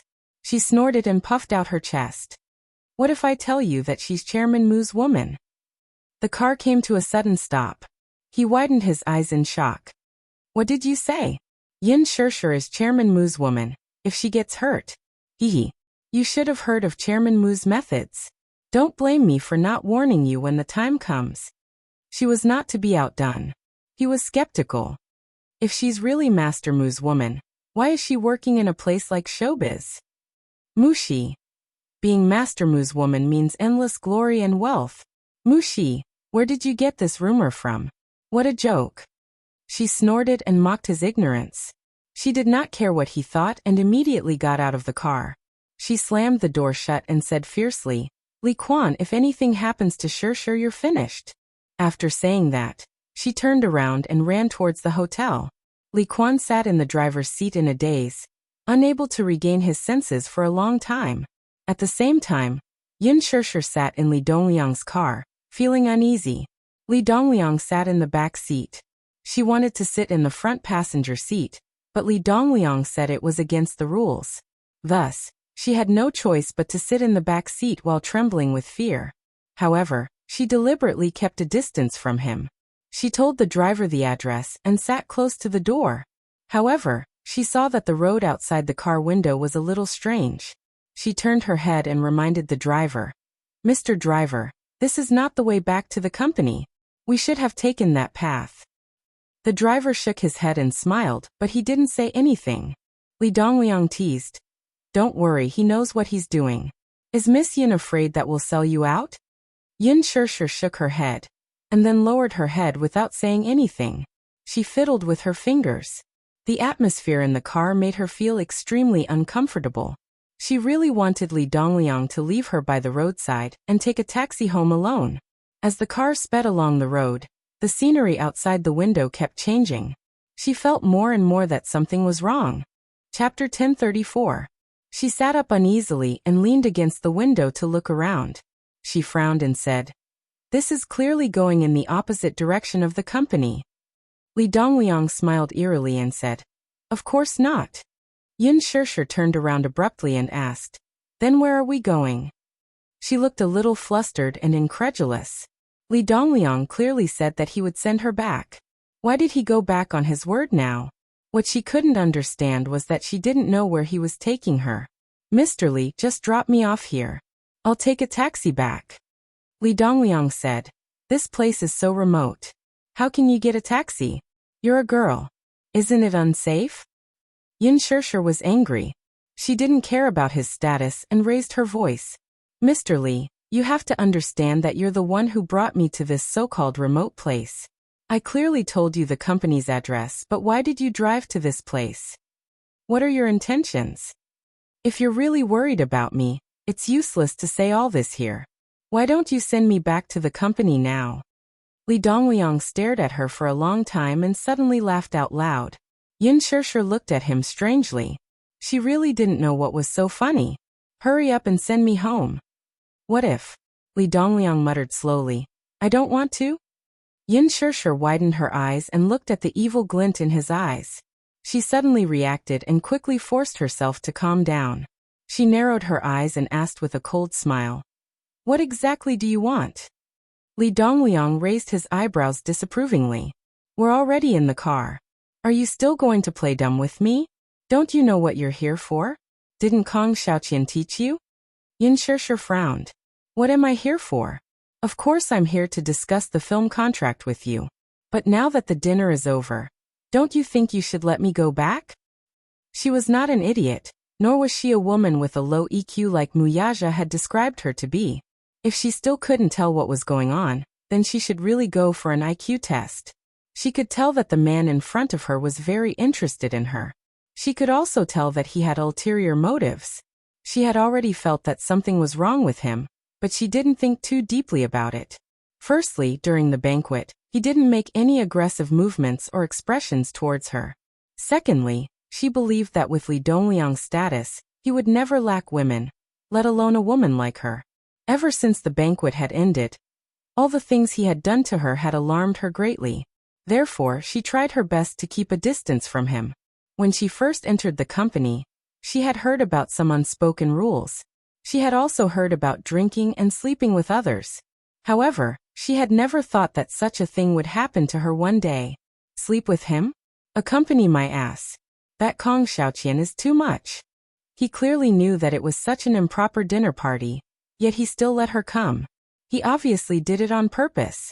Yin Shirshir clenched her fists and said coldly, "Li Dongliang, I advise you to send me back. I'm not the kind of woman you think I am." Chapter 1035. "Oh. Then what do you want?" "Haha, I can give you anything." As he spoke, he slowly approached her like a wild beast eyeing its prey, his eyes radiating aggression. "Didn't you want the female lead of Lethal Beauty? I'll give it to you. How about it? You have to know that this role was originally reserved for Lin Ji. You saw how hard she tried to fight for this role. But as long as you serve me well, with one word from me, this role will be yours. How about it?" Yin Shirshir kept retreating until her back was almost pressed against the car door. Her breathing quickened. "Or are you saying that one role isn't enough? What do you want? Just say it. Diamond? Villa? Or luxury car? It's not like I can't afford it. As long as you perform well." As he spoke, he reached out to touch her cheek. Yin Shirshir waved his hand away and screamed, "Get lost! Don't touch me! Even if I want that role, I'll fight for it with my own abilities." Ha ha ha. As though he had heard the funniest joke in the world, Li Dongliang laughed sinisterly. Abilities? You want to fight for it with your own abilities? Yin Shirshir, you're too naive. Be good, I won't hurt you. On the contrary, I'll dote on you a lot. Li Dongliang leaned close to her and smiled even more greedily. How about it? Yin Shirshir, be my lover. I can give you everything you want. Wealth, status, and even power. Whatever you want, I can give it to you. Get lost. Get lost. Yin Shirshir pushed him away with both hands. I don't care about what you're saying. Get lost. Let me out of the car. Why? Not enough. Li Dongliang snorted coldly. The smile on his face suddenly disappeared and his face turned gloomy. Yin Shirshir, I advise you not to be too greedy. I've never had much patience for women. When Yin Shirshir heard this, she felt that his words were too harsh. She instinctively raised her hand and gave him a tight slap. Li Dongliang was stunned by this sudden slap. He covered his face and stared at her in a daze, as if he had never thought that this woman would have such guts. Yin Shirshir also realized what she had done on impulse.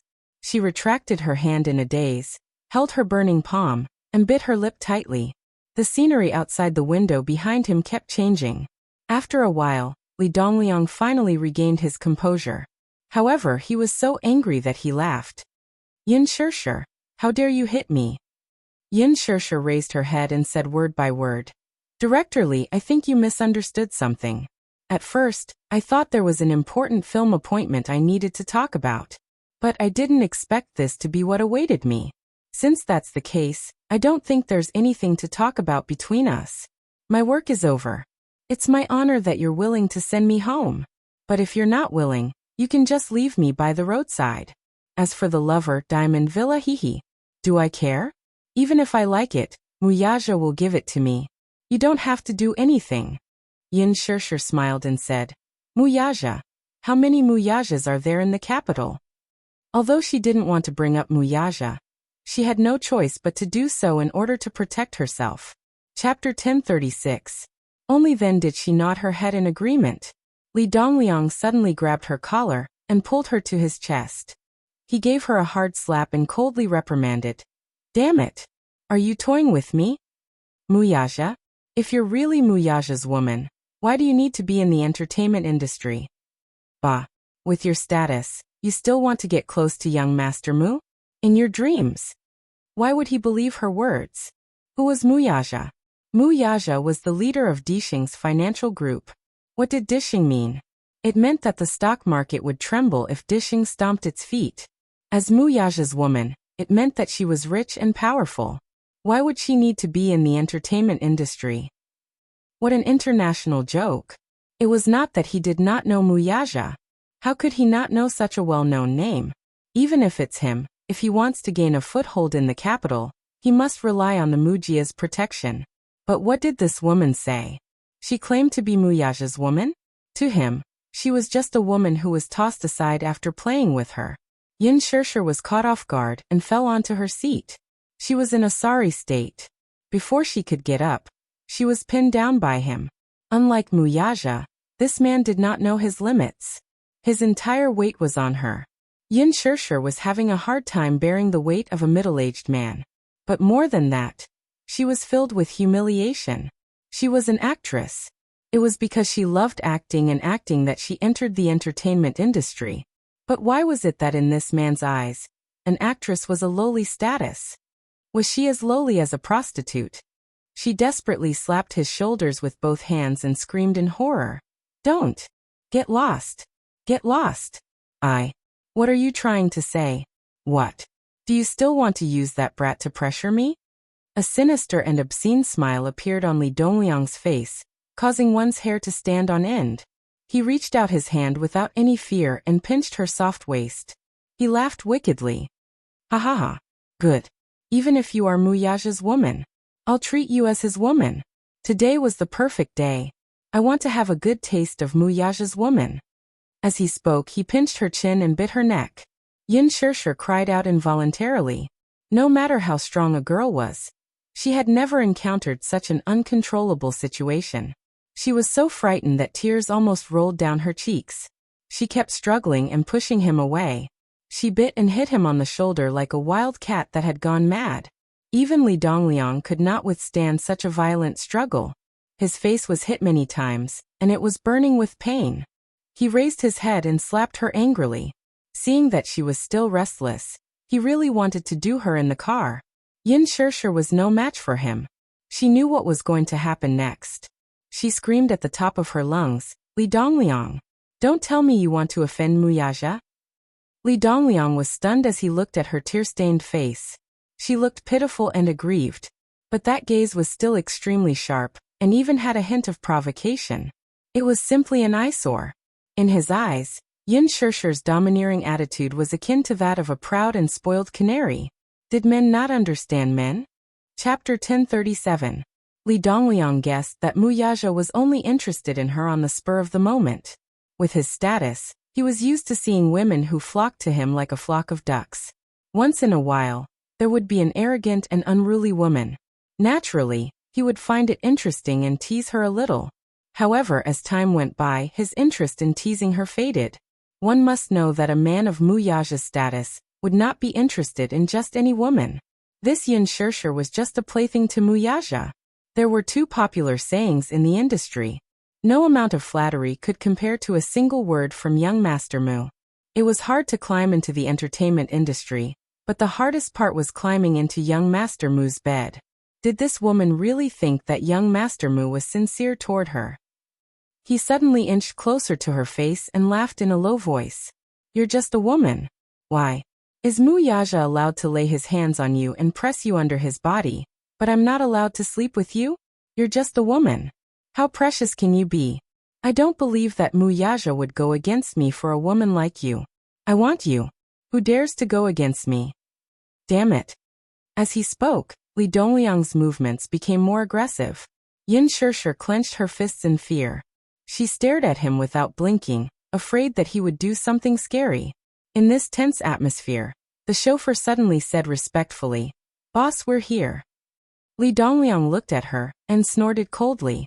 He pushed open the car door and grabbed her hair harshly, practically dragging her out of the car. Yin Shirshir struggled all the way, muttering that name in her heart over and over again. Muyaja, Muyaja. Late at night, a Bugatti Veyron stopped steadily at the hotel entrance. The car door opened, and a slender figure stepped out of the car. The man walked quickly into the hotel. The lobby manager walked up to him politely, and when he saw him, he immediately bowed respectfully with a humble smile on his face. Master Mu. Muyaja didn't even look at him. He just asked coldly, where is he? His voice was low and cold, revealing a dangerous and oppressive aura, causing people to be shocked. However, he couldn't figure out the meaning behind Muyaja's words. The smile on his face froze for 2 seconds before he asked carefully, Young Master Mu, who are you talking about? Muyaja's eyes suddenly flashed with a cold light. He grabbed him by the collar and said, I'm asking you, where is she? Are you playing dumb with me? The lobby manager was frightened. Even though he had seen many big scenes, he was still frightened by his aggressive appearance. He cried, Master Mu, I'm really sorry. I really don't know who you're looking for. Muyaja sneered. Very good. Just then Mushi arrived. It was extremely difficult to hail a cab, so she practically ran all the way to the hotel. Li Quan said that Yin Shirshir had returned to the company, but she didn't believe him. She called Yin Shirshir's phone on the way, but it was turned off. She then called Yin Shirshir's spare phone, but no one picked up. Only then did she realize that things had gotten out of hand. She anxiously rushed to the hotel and saw the tall figure standing in the middle of the hotel lobby. She was elated and quickly ran toward him. Chapter 1038.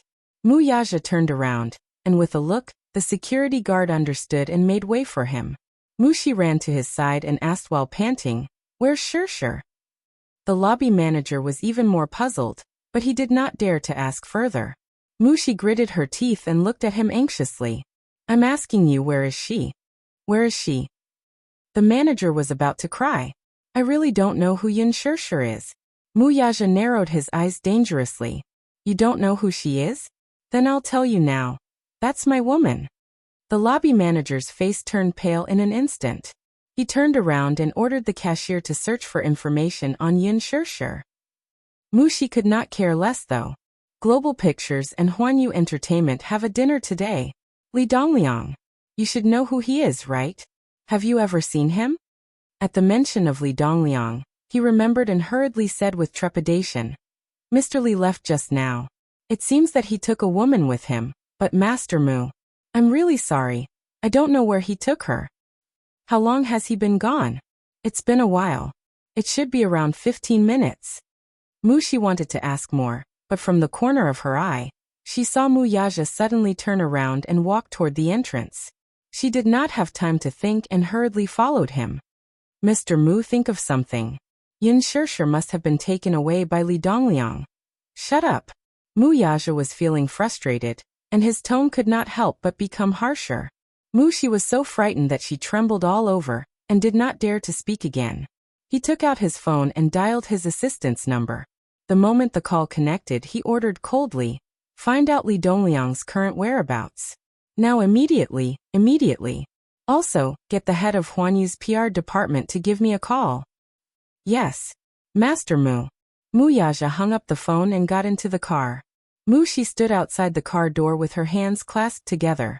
She was extremely worried too, but she was still trembling with fear, not daring to get into the car. Mu Yaja glanced at her and rubbed his forehead with his slender fingers. Get in the car. Mushi was stunned for a moment before returning to her senses. She nodded and got into the car. The car sped away. Along the way, the atmosphere in the carriage was extremely stifling. Mushi could feel the terrifyingly low pressure emanating from Mu Yaja's body, which could kill without leaving a trace. She didn't dare to speak. She didn't even dare to breathe. She carefully looked at his cold profile, his cold eyes looking straight ahead. The man's expression was cold. His cold and distant phoenix eyes were like an endless abyss, captivating people's souls. His angular facial features were hidden in the shadows, making him look even more exquisite. She secretly cursed. He must be extremely worried about Yin Shirshir now, right? In this extremely quiet moment, the phone suddenly rang. Mushi was startled. Mu Yaja glanced at her from the corner of his eyes, and answered the call expressionlessly. Hello. Chairman Mu? I'm Kong Xiaoqian. An extremely sweet voice came from the other end. I didn't expect you to still remember me. Why do you have the time to think of me today? Mu Yaja's lips slightly tugged into a half-smile. If Kong Xiaoqian were to see his current expression, she would definitely shudder. How's your father's health? Chapter 1039. Is that so? I'm afraid your father is going to lose this juicy piece of meat. Mu Yaja smiled without batting an eyelid. Kong Xiaoqian's laughter immediately stopped. She was confused and did not understand what was going on. Mu Yaja's sudden contact with her was, in fact, very surprising to her. After all, this man's status was so high and mighty. Meanwhile, she was just a lowly director of the public relations department. She had only met this man once at Huanyu's gala last year, let alone have a close relationship with him. Her first impression of him was that he was domineering, handsome, and heroic. However, she knew her place and knew this man could only be seen from afar. With her status, it was impossible for her to get close to him. She secretly wondered how she had offended this big shot. Just as she was feeling puzzled, Mu Yaja suddenly sneered and said nonchalantly, as a dignified public relations representative of Huanyu, you actually allowed your employees to attend such a banquet. This makes me doubt your father's character a little. Dishing doesn't want to work with such a company either. In the future, the Kong Consortium will also be blacklisted. Kong Xiaoqian turned pale with fright. Before she could react, she heard Mu Yaja issue such a death sentence. She was stunned for a moment. Even as she racked her brains, she really could not figure out what he meant. Hence, she smiled stiffly and asked, Chairman Mu, what do you mean by that? I really don't get it. You don't get it. Mu Yaja curled his lips. You'll understand very soon. After that, he hung up the phone expressionlessly. Then he called his assistant and asked him to inform the board of directors about the cancellation of several contracts with the Kong Consortium. He also asked him to stop all the work he was doing and start preparing for the acquisition of the Kong Consortium. Not long after this order was issued, the Kong Consortium CEO, Kong Qixian, called him in horror. When he answered the call, a middle-aged man's desperate voice came from the other end with a trembling voice. Chairman Mu, what the hell is going on? Why did you suddenly cancel the contract with the Kong Consortium? Elder Kong, we still have to ask your daughter about this matter. What exactly did she do? Mu Yaja's lukewarm tone made Kong Qixian even more worried.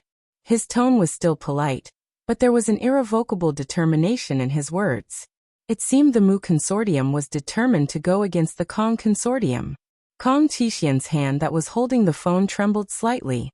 He was no longer young, and was once a ruthless businessman in the business world. When he was young, he did things swiftly and decisively. But now he was old. In a few years' time, he would have to abdicate and hand over the massive Kong Consortium to his precious daughter. Although Kong Xiaoqian was usually arrogant and willful, she wasn't stubborn or mischievous. She was quite steady in her work. She had been with Kong Qixian since she was young, so she handled business matters in an orderly manner. He had always been at ease and comforted her. Kong Qixian had a daughter at an old age, and he only had one daughter, Kong Xiaoqian. He had doted on her since she was young, so he loved her very much. On this day, just as he was lying down to rest, Kong Xiaoqian called him while crying. She said incoherently, Dad, I'm finished. Chapter 1040. After hanging up, Kong Qixian stood up from his desk and paced back and forth anxiously in front of the window. He then made a few more calls to urge Kong Xiaoqian to hurry home. The entire board of directors of the Kong Consortium was in a mess. How could the older directors sit still? They made one phone call after another to ask about what had happened and what the Kong Consortium had done to offend the Mu Consortium. When Kong Xiaoqian rushed home, Kong Qixian was sitting at his desk and smoking a cigarette sullenly after being infuriated by the directors. When he saw her return with red eyes, he slammed his palm on the table and asked with narrowed eyes. Tell me, what did you do to offend Mu Yaja for him to deal with the Kong Consortium like this?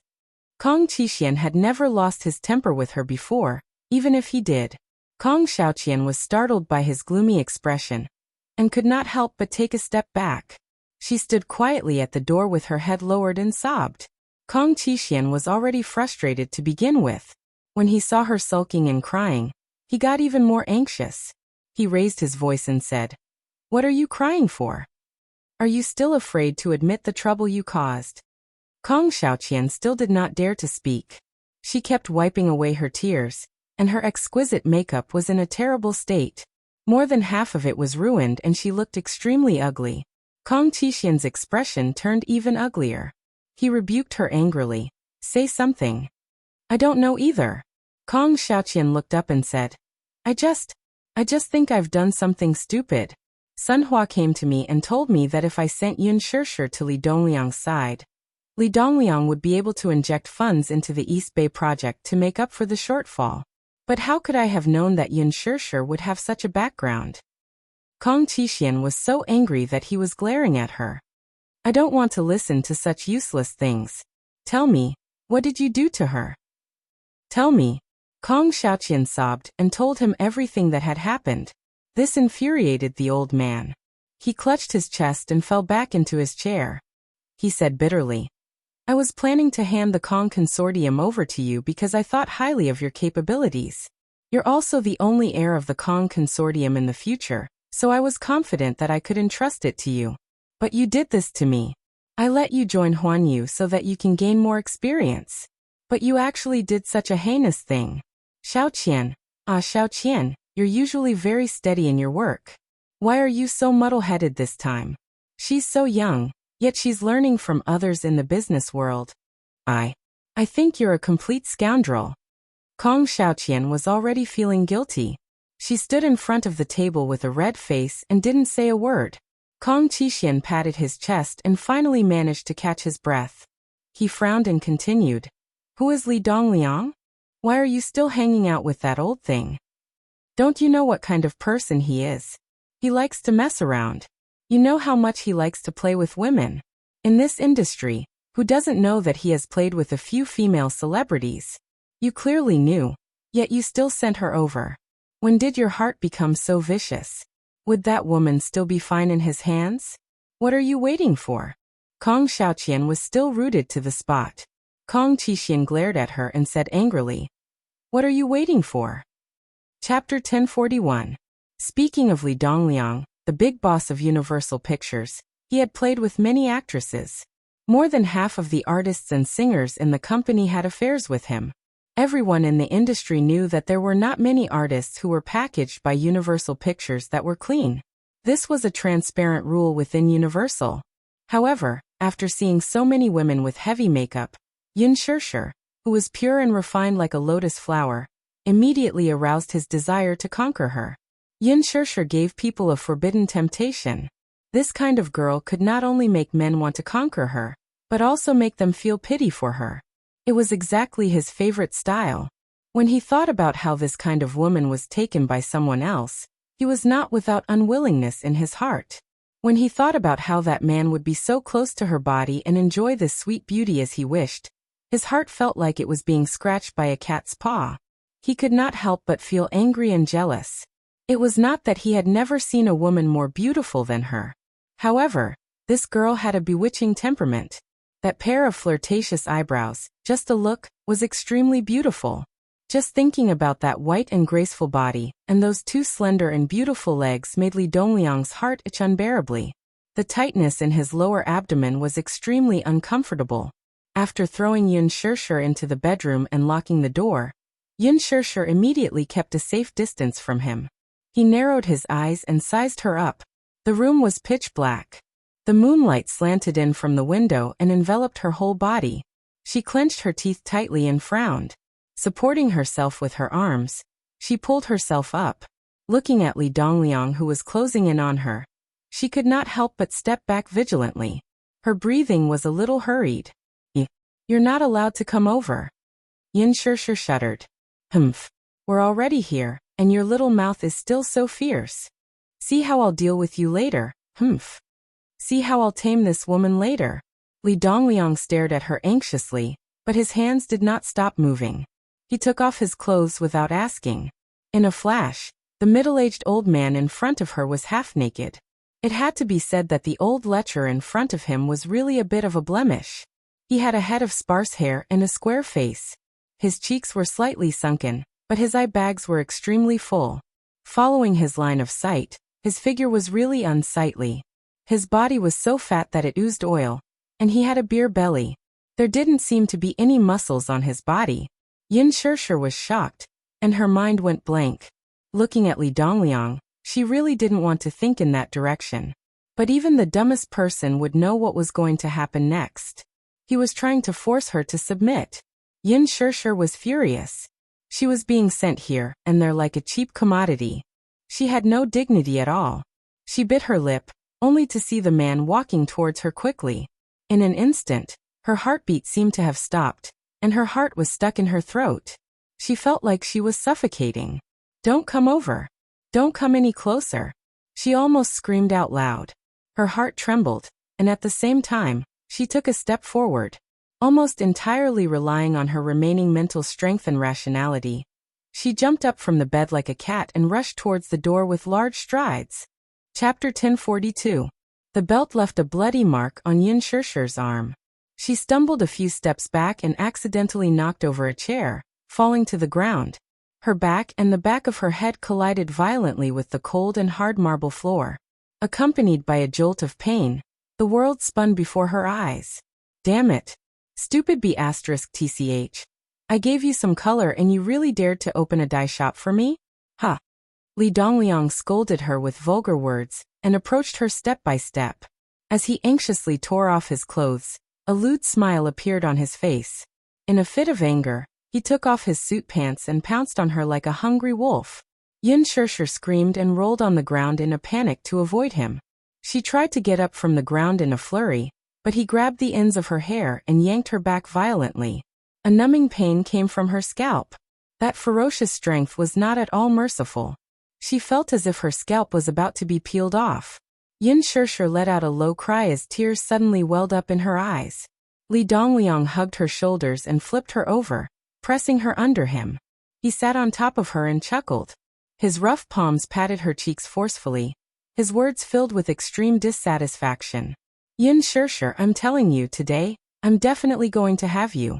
Don't fail to appreciate my kindness. Do you think that you can mix in this industry as you wish, and that you can reach the heavens in a single bound just because you have a pretty face? Haha, don't be too naive. Once you're in this industry, how will it be up to you? Let go of me. Let go of you. Haha, what kind of dream are you having? Li Dongliang stared at this exquisitely sculpted face. His large palm roughly kneaded her waist, and the smooth and tight feeling made him relax his brows in satisfaction. Damn, her skin was not just soft and supple. It really wasn't a waste of all the effort he had put in to get this girl. Yin Shirshir's hands were firmly pressed against his chest as she stared at him angrily.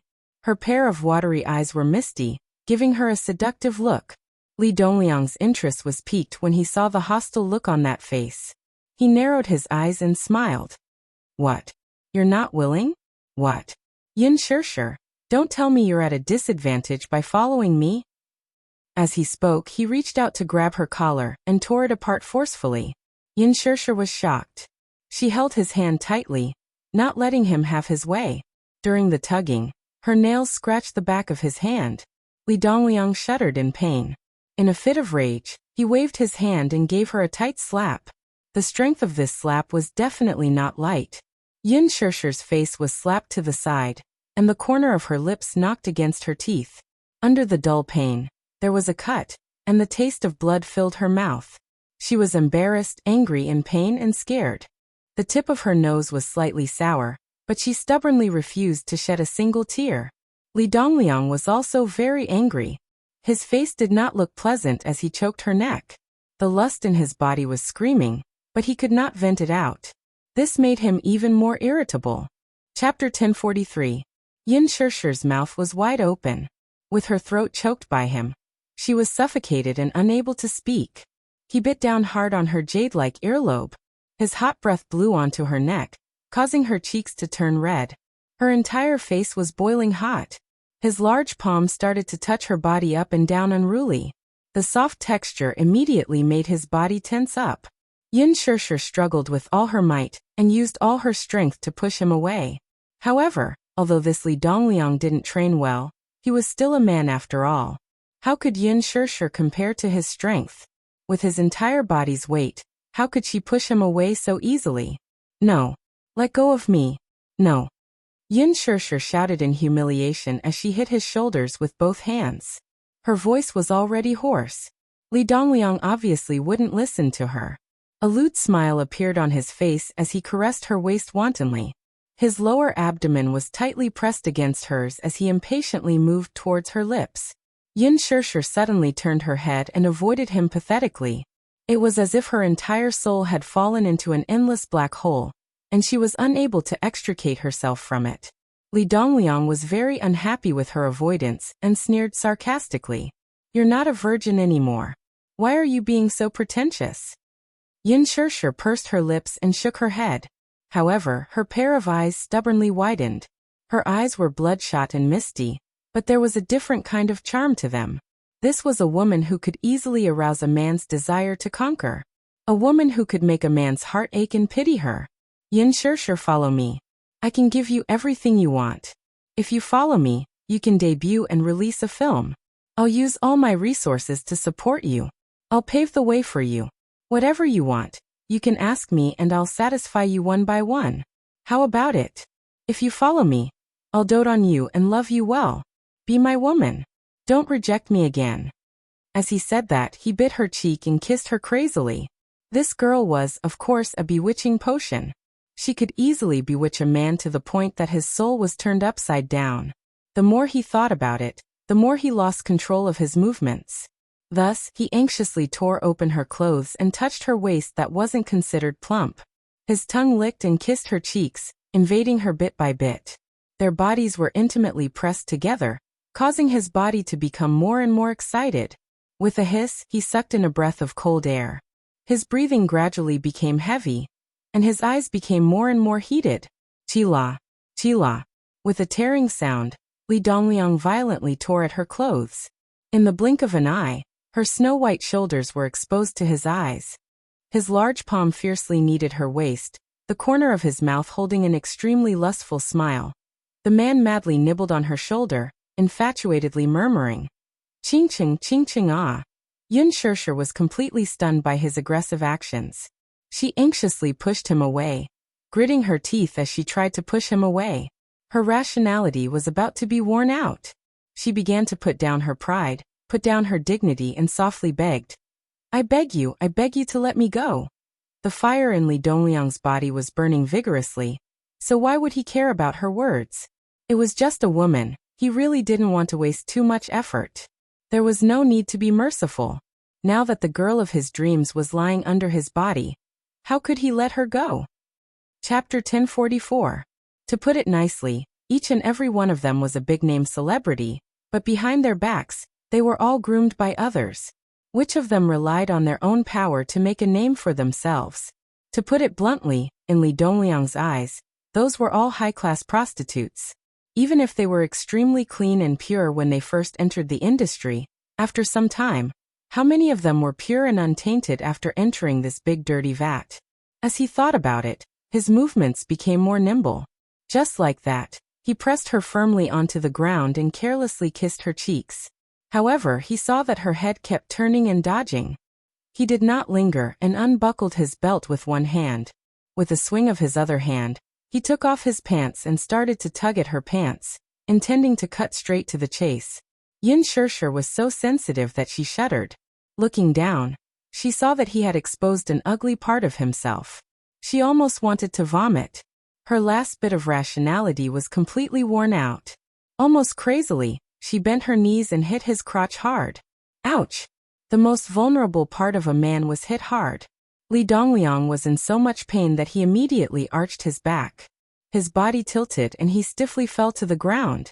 Yun Shirshir took a few steps back, and saw that he was pointing at her with a trembling finger. His face was full of disbelief. It was as if he had never expected that this little woman would be so chaste. After a while, he spat out a few words forcefully, as if squeezing each word out from between his teeth. Damn it! Stinky B*T. Yun Shirshir stood up shakily. Her blood-red eyes stared at him fiercely, as if she was afraid that he would pounce on her at any time. Her face was full of vigilance. As she watched him, she retreated in the direction of the door. With one hand, she turned the doorknob, but she could not open it. She just remembered that the door was locked from the inside and needed a key card to unlock it. Yun Shirshir rushed into the living room again. The man was still lying on the ground. His body was twisted in a strange position, as if he was in extreme pain. His forehead was covered in cold sweat. As he cursed, he glared fiercely at her. The lights were a little dim. She scrambled around the living room to look for something. Behind her, Li Dongliang saw her rummaging through the cabinets, as if she was looking for something. He panted and laughed. Haha. Are you looking for this? Yun Shirshir turned her head impatiently, only to see Li Dongliang slowly take out a blue access card from his pocket. Her pupils constricted as she shouted, Give it to me. Have you forgotten? What did I say? Li Dongliang struggled to stand up and said word by word, Don't even think about walking out of here tonight. After saying that, he took out a medicine bottle from his clothes. Aphrodisiac. After being frightened by her just now, they had all wilted. After all, at a certain age, one's energy was not as good as before. After taking 2 pills, Li Dongliang's face was flushed red and he was in high spirits. Damn, this woman is really hard to deal with. However, he loved this kind of tone. The harder it was to find a wild animal, the easier it was to arouse his desire to conquer it. Thinking of this, he walked closer to her step by step, just like a wild beast waiting for an opportunity to capture its prey. Yun Shirshir retreated step by step, until she was forced into the dining room. From the corner of her eyes, she saw the scissors on the counter. Her fingertips started to tremble, and there was a tinge of hesitation and struggle in her eyes. Chapter 1045. From this angle, Li Dongliang couldn't see clearly what she was doing, and guessed that she wouldn't be able to cause any trouble. Instead, he had forced her into a corner, and she had nowhere to escape. Hence he pounced towards her. Yin Shirshir turned pale with fright as she gave a low cry and turned around, aiming the scissors at him. "Don't come over." Li Dongliang stopped in his tracks as he looked at the weapon in her hand, which was glowing with a cold light, and suddenly laughed. "Her. Are you threatening me? Using scissors? Do you dare? Do you dare to stab me?" Li Dongliang was certain that she wouldn't dare to do such a foolish thing as he pressed on. Yin Shirshir's hands were trembling and her lips were white as she looked at him warily as she screamed, "Don't come over! Don't come over!" Li Dongliang kicked her hand. Yin Shirshir felt a pain in her wrist, and the scissors fell to the ground. Li Dongliang immediately went forward and grabbed her hair and gave her a slap. "Pa!" Yin Shirshir let out a muffled groan as she stumbled and leaned against the wall.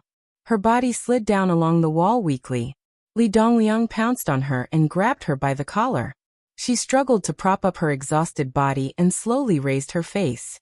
Her extremely pale face was half-stained with tears. Her pair of moving and beautiful eyes were dim and dull like agate jade covered in dust. Blood trickled from the corner of her lips. Her miserable appearance was like that of an injured animal, which could not help but arouse one's pity. Li Dongliang held her face and pinched hard with his fingernails, leaving a few dark red blood marks on her face. Yin Shirshir sucked in a breath of cold air from the pain, and suddenly regained some consciousness. She opened her eyes and stared back fiercely as she gritted her teeth and said, "Li Dongliang, you bastard! Scum! Quickly let me go! Let me go! Scum! Ha! Yin Shirshir, don't you know the rules? I'm telling you clearly that I'm going to have you today." Li Dongliang waved his hand and gave her another slap. This time he exerted a lot of force. Yin Shirshir only felt that her brain was in a mess from this slap. Her temples throbbed faintly, and tears flowed uncontrollably from her eyes. She sniffed stubbornly and tried her best to suppress her tears, but she couldn't hold them back and started sobbing softly. I beg you, let me go. I beg you." Yin Shirshir was terrified, and the situation in front of her made her unable to extricate herself from it. Even such a stubborn woman had to put down all her dignity and pride as she cried and begged again and again. "Don't touch me, I beg you." Seeing her cry like this, Li Dongliang felt even more irritated. This woman was really not enlightened enough. "Do you think that kid really likes you? You must be dreaming." Li Dongliang grabbed her neck and moved closer to her face as he sneered. "You're just a plaything by his side. Do you think that he likes you? A man like Muyaja is so high and mighty. How can he fall in love with a woman like you? Do you think that it's so easy to enter the Mu family? Do you believe that even if I kill you, he won't even blink for you?" Chapter 1046. Yin Shirshir felt a stab of pain in her heart. She knew that Muyaja's status was high, his wealth was comparable to a country's, and he was also a man of striking appearance. She knew even more clearly that with her background, how could a woman like her be compared to him? However, there was still a faint trace of hope in her heart. She wanted to get closer to him at all costs, just a little bit closer. So, she wanted to become more outstanding, to become a woman who was worthy of him. That was all. She had once thought that Muyaja was only interested in her on a whim. Perhaps one day in the future, he would suddenly feel sick of her and lose interest in her. Then he would coldly push her out of his world. But then she thought of how he cared for her, and how he doted on her. Although it was as beautiful as a bubble that would burst at the slightest touch, it really existed. Holding hands with him made her feel like she had the whole world. He was so important to her. Then she would be equally important to him. Yin Shirshir's voice was hollow and broken. "I'm very important to him. He's my man, and the only man in my life." Li Dongliang narrowed his eyes dangerously, and he was furious. What could Muyaja give her that he couldn't give her? How could this woman be so tactless? She was already a woman in society, yet she was still so insensible and so aloof. It really made him feel disgusted. But, looking at her face, Li Dongliang's heart was stirred. This was a face that he had yearned for so many years. Every time he thought of Mu Qingqing, whom he had pursued for so long, and then looked at this beautiful face, he couldn't help but feel an itch in his heart. The face in his mind slowly overlapped with Yin Shirshir's face in front of him. Li Dongliang only felt his head heat up. His eyes were bloodshot as he held her face with both hands. As though he hadn't touched a woman for decades, he lowered his head and kissed her crazily. Yin Shirshir's heart skipped a beat as she felt his hot breath and looked at his face that was just inches away from hers. Her whole body trembled violently as she clenched her fists and punched his shoulders. She screamed, "Let go of me! Let go of me! Scram! F***ck bitch, don't be ungrateful." Li Dongliang was irritated and had nowhere to vent his lust. Seeing that this woman was resisting so fiercely, he was instantly enraged. No one liked to dilly-dally on such matters. Slow movements were the most torturous. His heart was anxious, and he grabbed the hem of her skirt. With a little strength from his wrist, he tore it open. Hearing the sound of clothes tearing, Yin Shirshir was immediately scared stiff. Her hands frantically pulled at her clothes and desperately pushed him away. She cried and begged in a hoarse voice, "Scum! Li Dongliang, you scum! Damn it! Behave yourself! I don't believe that I can't handle a woman." Li Dongliang was so angry that he lost control and pushed her to the ground. He turned over and straddled her body. His hands groped her body unruly, roaring like a beast in heat. Yin Shirshir cried out in pain. She only felt that this push made her back, and the back of her head hit the ground. It was as if her entire soul was going to be knocked out. She gasped in pain and struggled to open her eyes. From the corner of her eye, she saw the scissors that had fallen to the side. Her face instantly turned pale. Chapter 1047. A blood-curdling scream reverberated through the huge room. The ambulance and police cars were parked by the entrance, and the sirens attracted everyone's attention. Yin Shirshir sat on the sofa in the living room expressionlessly, staring blankly at her blood-stained hands. Her eyes were empty, and her shoulders were slightly trembling. A strong sense of guilt rose in her heart. Looking at her blood-stained hands, she felt that they were too dirty. So she took the towel that the manager had handed to her and wiped her hands vigorously. A group of uniformed police officers questioned a few of the villa's servants and understood the general situation. Then they walked up to her. "Excuse me, are you Yin Shirshir?" Yin Shirshir lifted her head sluggishly and saw a few uniformed police officers coldly sizing her up with their heads lowered. She nodded blankly and couldn't help but furrow her brows. "You're suspected of intentional assault. Come with us." She pursed her lips, lowered her eyes, put down the towel, and slowly stood up. It started raining late at night, and it got heavier and heavier. It became a downpour, and the bean-sized raindrops hit the window, making pitter-patter sounds. When Yin Shirshir got out of the police car, she was drenched from head to toe.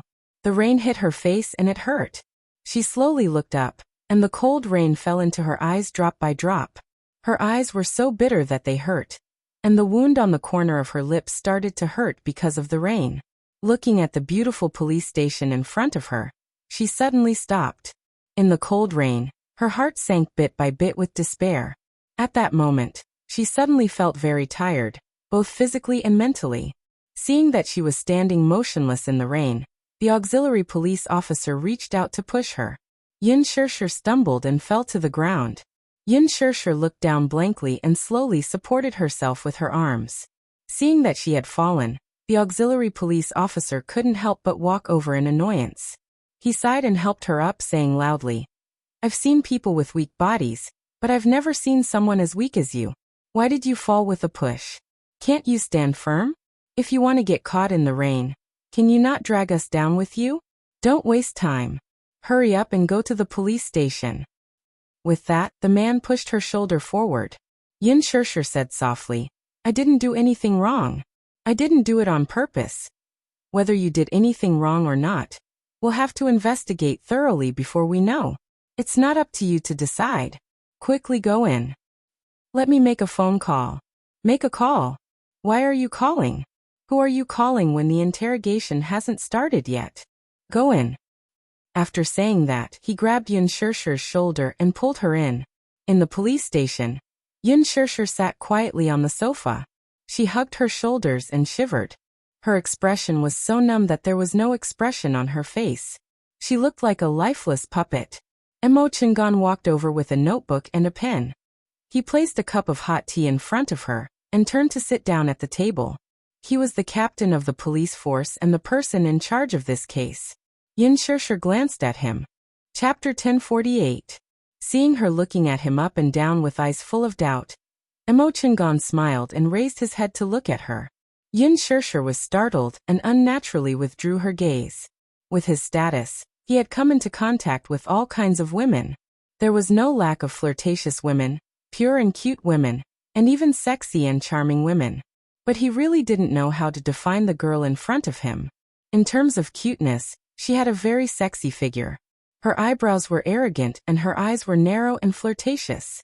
They were very charming, but there was a pure and innocent look in her eyes. She sat quietly on the sofa with a white blanket draped over her. Her whole body was wet, and her seaweed-like hair was soaked. She was in a sorry state. Her right cheek was red and swollen, and the corner of her lips was bleeding. There were some bruises on her slightly exposed shoulder, and her clothes were disheveled. There was a tear on her collar, and it looked like she had been raped. He roughly understood the situation from the servants in the villa. He also learned that this girl seemed to be a newcomer in the entertainment industry.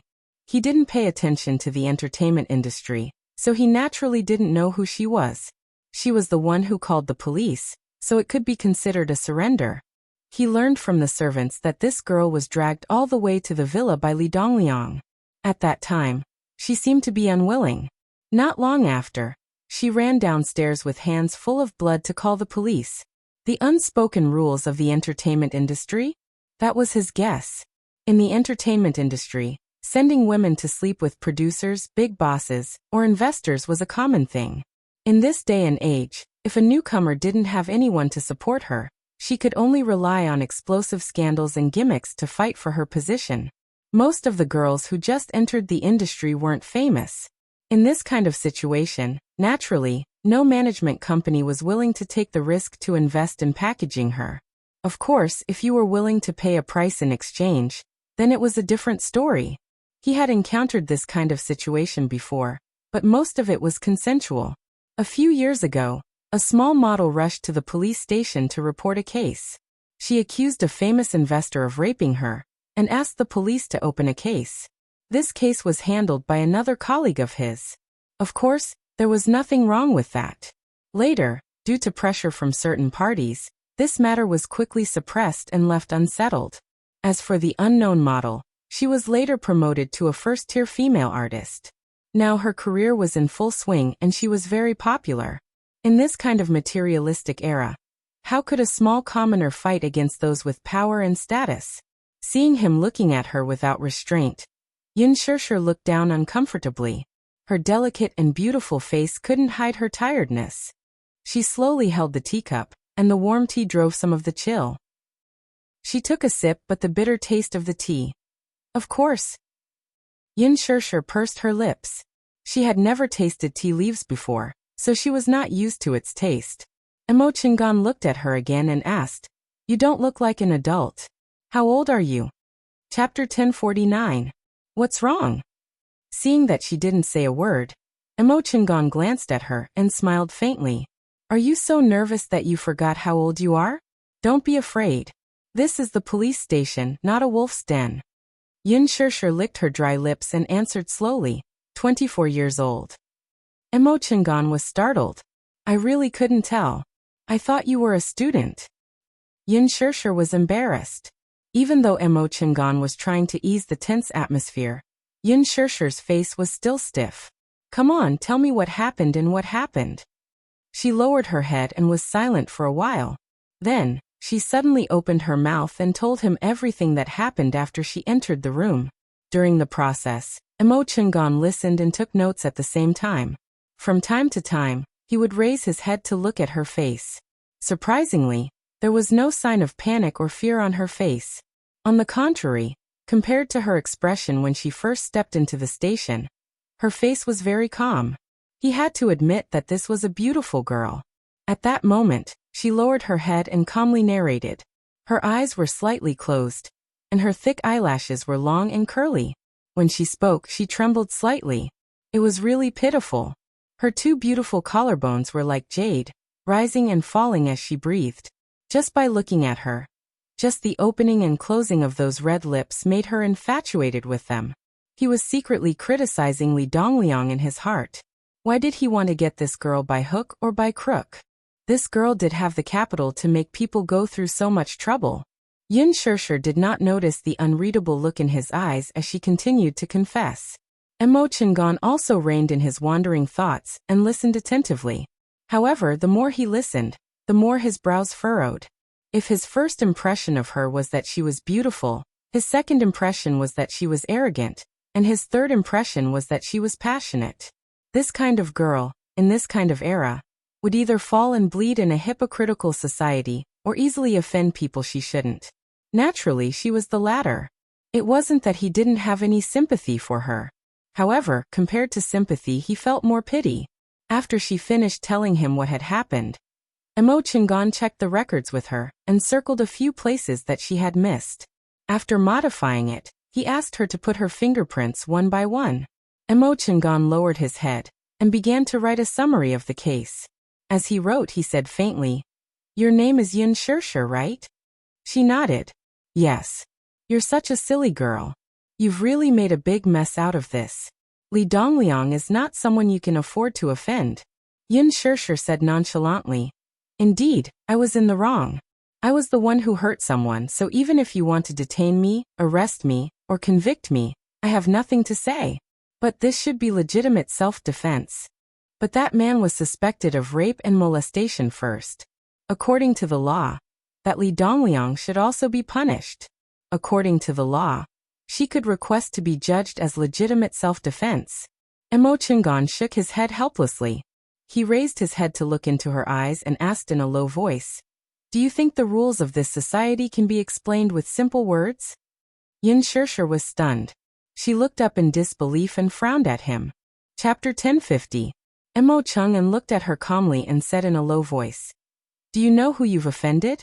Yun Shirshir, let me tell you what's going to happen next so that you can be mentally prepared." After a pause, he leaned closer to her and said in a low voice, "Soon, the phone on the police station's desk will ring.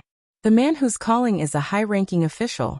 He has a good relationship with Li Dongliang and is in a high position.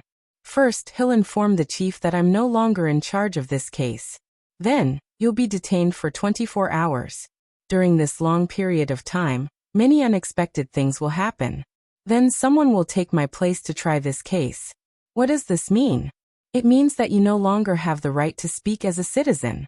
This is a simple physical conflict case with no justifiable defense. This case may become a serious and vicious criminal case. It's undeniable that your crime will be aggravated. The reason for your conviction will be unimaginable, but no one will dare to question the authenticity of this reason.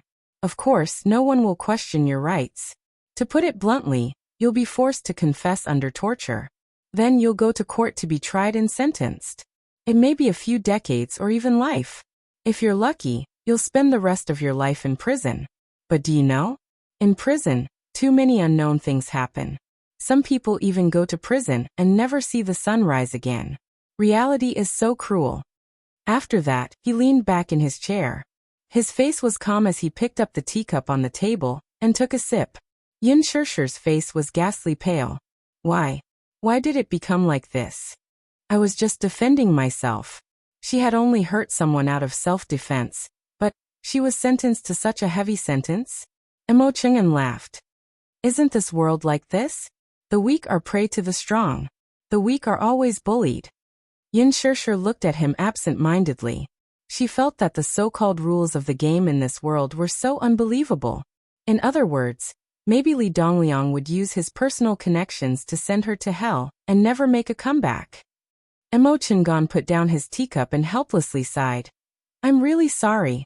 Although I really want to help you, there's nothing I can do in this matter. Yun Shirshir lowered her head and fell silent. If what you said is true, can you do me a favor? Emo Chingon frowned. What is it? Yun Shirshir took the pen and wrote a string of numbers on his palm. Tell him I'm here. Please. Yun Shirshir pursed her lips and looked at him. Emo Chung calmly retracted his hand and clenched his fist. Not long after, the phone on the table rang. The sudden ringing woke her up from her reverie. Her shoulders trembled as she looked at the phone with a pale face. The bureau chief patted his stomach and stood up. He walked to the table and picked up the phone. His expression immediately became respectful, and he answered one by one with a smile. Mo Chung's face was expressionless as he crossed his arms over his chest. There was a hint of depression between his brows. Chapter 1051. What happened next was just as Mo Chung'an had said. Not only was he transferred from the case, but she was also detained by the police. The moment she stepped through the door, she really began to feel at a loss, because she didn't know what was waiting for her after 24 hours. Sioli, calm down, calm down. It's not a big deal to be angry, but it will hurt your health. Don't make things difficult for yourself because of a little girl. Here, I sincerely apologize to you on her behalf. Apologize? Is an apology useful? Even if that girl kneels at my feet and begs me to let her go, it won't help. Sunhua, I'm telling you, I'm not done with you. How can you do this? In the hospital ward, the atmosphere was as cold as ice. Li Dongliang was lying on the bed with a frosty expression. His eyelids were heavy as he leaned against the headboard without looking at anyone. Sun Hua, on the other hand, did not have a way out. He could only brace himself and stand by the bed, bowing and groveling. His face was already alternating between green and white. While he could not help feeling annoyed with Yin Shirshir, he still had to put on an apologetic smile for Li Dongliang. How could he have known that such a big thing would happen? He originally thought that no matter how unwilling Yin Shirshir was, she was at most an unruly kitten. Once she sharpened her claws and taught her a lesson, she would naturally be obedient. However, he didn't know that not long after he left, this chaste girl stabbed the big boss with a pair of scissors. Look at that. Damn it. The wound wasn't shallow. If it was anyone else, their heart would be burning with rage. He raised his head and stole a glance at Li Dongliang's gloomy face. His back started to break out in cold sweat. He thought to himself, if I had known, I wouldn't have tried so hard to send this girl here. A strong woman like Yin Shirshir should be sent to the mafia boss for a good lesson. No matter how hard a bone was, it could be tamed. But now she had offended this big shot in front of him. Li Dongliang, who was he? Who in the capital didn't know this man? Although he was the boss of an entertainment company in name, he had connections behind the scenes. In the early years, this Li Dongliang was not very mature. However, when the company was just established, he had many bad ideas. How did Universal Pictures come to be? Wasn't it all because of some high-ranking officials, the heads of the government, and the leaders of the underworld? Was there even a need to ask why they were willing to support worldwide? Those big shots didn't lack gold or treasures. They just lacked a beauty by their side to have some fun. Thus, during those years, Li Dongliang sent many of the beautiful ladies in the company to them, and kept them as mistresses. With such a connection, if they were happy, they would naturally be willing to share a piece of the pie, and be willing to open up a path for your company. Therefore, Li Dongliang, whether it was in the legal world or in the underworld, as long as he had some power, he would have some connections, not to mention those who were inextricably linked to him in the dark. In the capital, he was a big shot who could do whatever he wanted. Anyone who saw him would have to give him some face. Now, could Yin Shirshir still hope that there would be a way out? Chapter 1052. Regardless of anything else, just the relationship between Li Dongliang and a certain high-ranking official in the capital was enough to suppress her. Not to mention the day of a comeback, it would be a blessing if he was not implicated. Now it was already difficult for him to think about how to protect himself. How could he still have the time to think about that girl's safety? Damn it, she deserved to die. How could she be so unruly and ungrateful? Thinking about other artistes, they were quite well behaved. Why was it that when it came to him, he had to deal with such a person? He really could not figure it out. In the midst of a myriad of thoughts, he felt helpless, indignant, worried, but more than that, he felt fear and uneasiness. Li Dongliang glanced at him expressionlessly and sneered. Why are you still standing here? Do you still think I didn't make myself clear? Get lost, don't be an eyesore. Sun Hua gritted his teeth. How could he leave? He had not made things clear yet. He was afraid that he would find trouble with him later. He was still counting on Li Dongliang to make a living. He could not fall in front of this girl.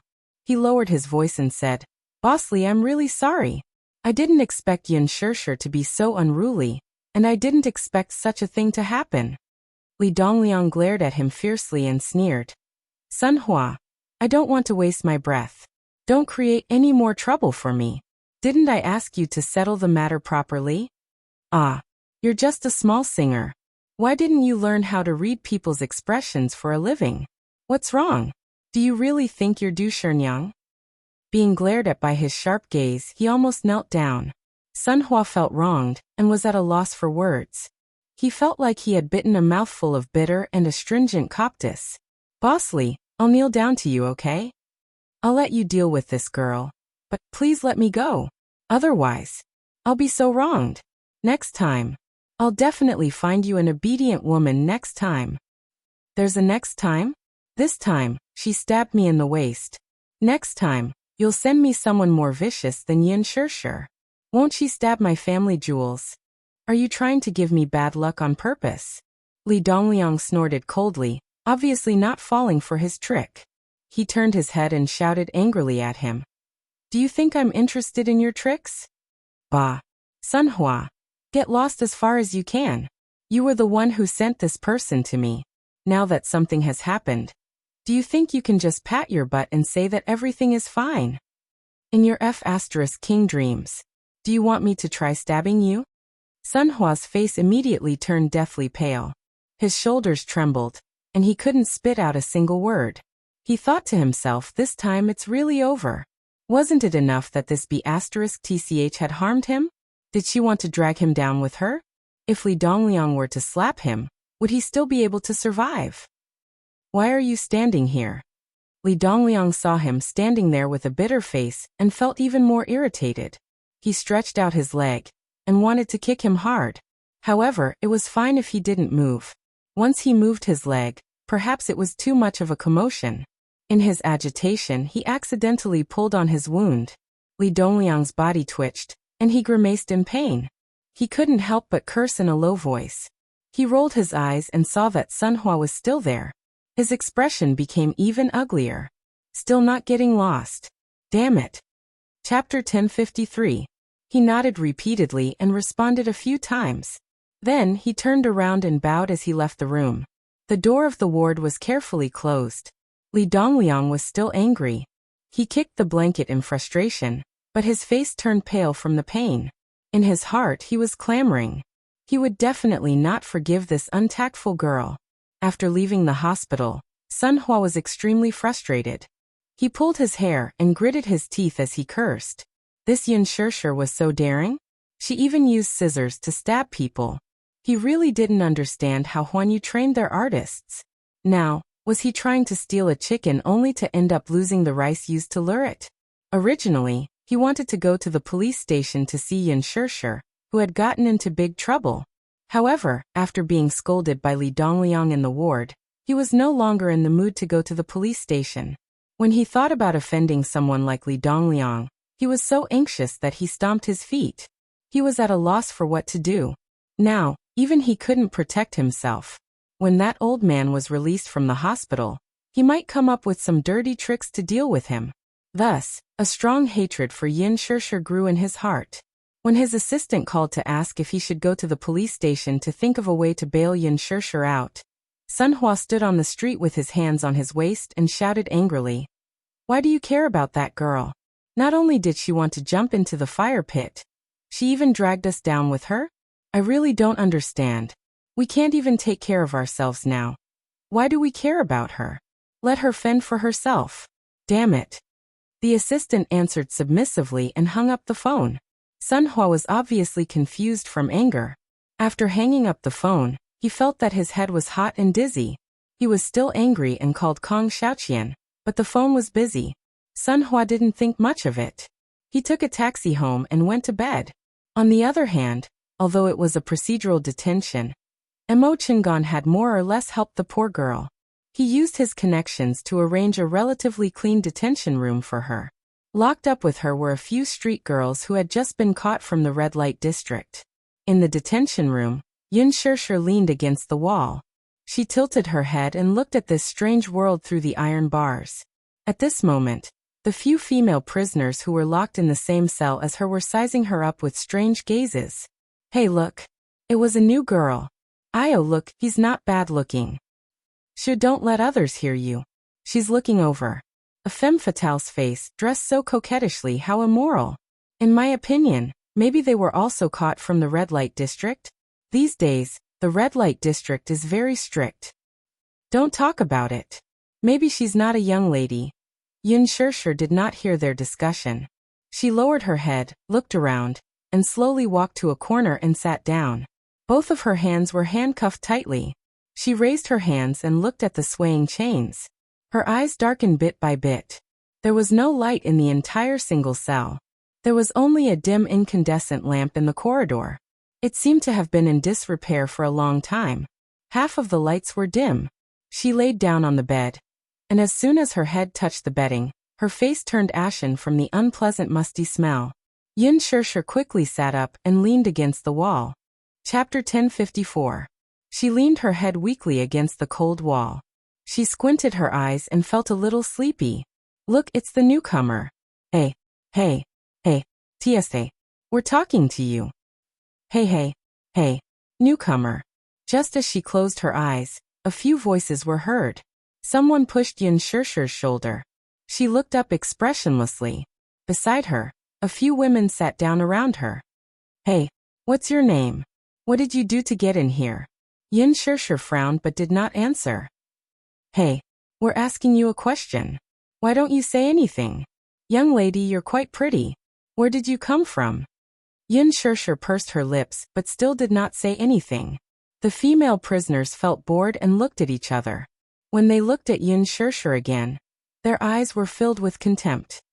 I didn't expect this young lady to act so high and mighty. I think she's that kind of woman. Hey, you guys don't know. Hey, what kind of crime did you commit? Were you also caught by the anti-prostitution brigade? Yin Shirshir said impatiently. I killed someone and turned myself in. The detention room suddenly became silent. Everyone did not believe her at first, but when they saw the bloodstains on her hands that she had yet to wipe clean, a few of them suddenly showed fear and hid far away from her. They lowered their voices and started to whisper. What a murderer! She looks young and pretty, but I didn't expect her to be so vicious.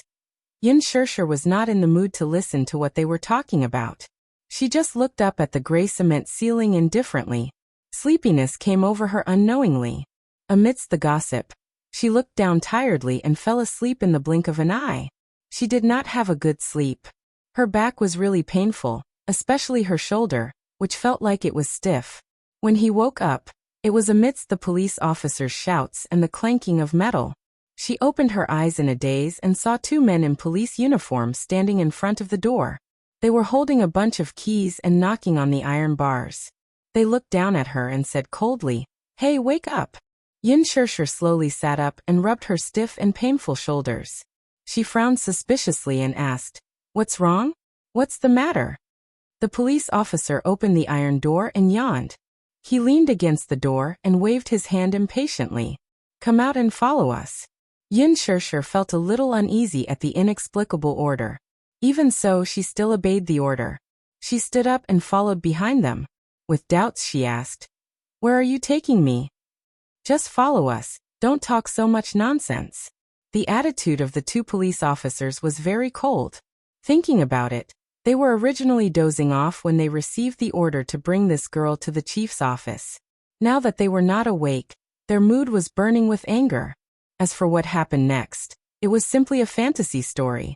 What was waiting for her was not punishment or other things, but unexpected freedom. Someone bailed her out with a large sum of money. However, the director didn't dare to accept the huge sum of money sent by this person. Just the name above was enough to make him breathless. In his heart, he thought that even if he offended Li Dongliang, he would let Yin Shirshir go. He really could not afford to offend that person. Chapter 1055. The night was quiet, and the neon lights dimmed. After leaving the police station, in the rain, Yin Shirshir was politely escorted to a Lincoln limousine by the chief. Even the umbrella was personally fetched for her by the chief, who had braved the rain to get it for her. She couldn't believe that the smiling man in front of her was the same person as the bureau chief who had been cold and indifferent to her earlier. Minyu was standing in front of the car with an umbrella and a smile. He was dressed in a well-ironed business suit, which made him look very classy. However, when Yin Shirshir was escorted to him by the bureau chief, Minyu couldn't bring himself to smile when he saw her haggard face and miserable appearance. "Miss Yin, are you okay?" Minyu asked with concern. "Did you suffer in the police station?" "How could that be?" "Oh, how could we let Miss Yin suffer?"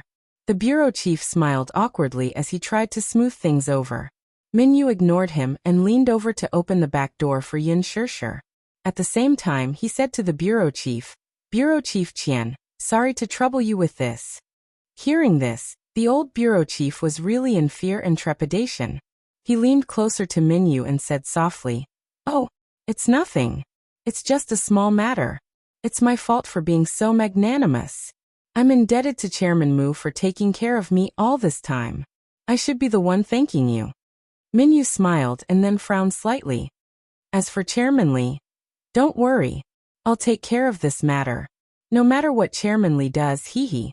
The old bureau chief chuckled and deliberately lowered his voice. "He has to take into account young Master Mu's status, right?" He was absolutely right about this. Even though Li Dongliang was a big shot in the capital, he was still lacking compared to Mu Yaja. Minyu nodded and smiled. "That's good." The old police chief glanced at Yin Shirshir. Thinking of how he had locked her up in jail for a few hours, he began to feel uneasy. He turned to her and said humbly, "Miss Yin Shirshir, I'm sorry that I didn't recognize you before. You're a person of great moral stature, so please don't hold a grudge against me. Please don't take my previous offense to heart." Yin Shirshir furrowed her brows indifferently. Ignoring him, she got into the car without consulting him. The old bureau chief watched as the car started and drove away. It was a little cold in the car. Minyu saw Yin Shirshir's shoulders hunched. He was afraid that she would catch a cold, so he turned to ask the chauffeur to turn on the heater. Yin Shirshir stared fixedly at him. Her face was expressionless, but there was a hint of wariness and vigilance in her eyes. "Who are you?" She didn't seem to know this man. She didn't have any impression of him.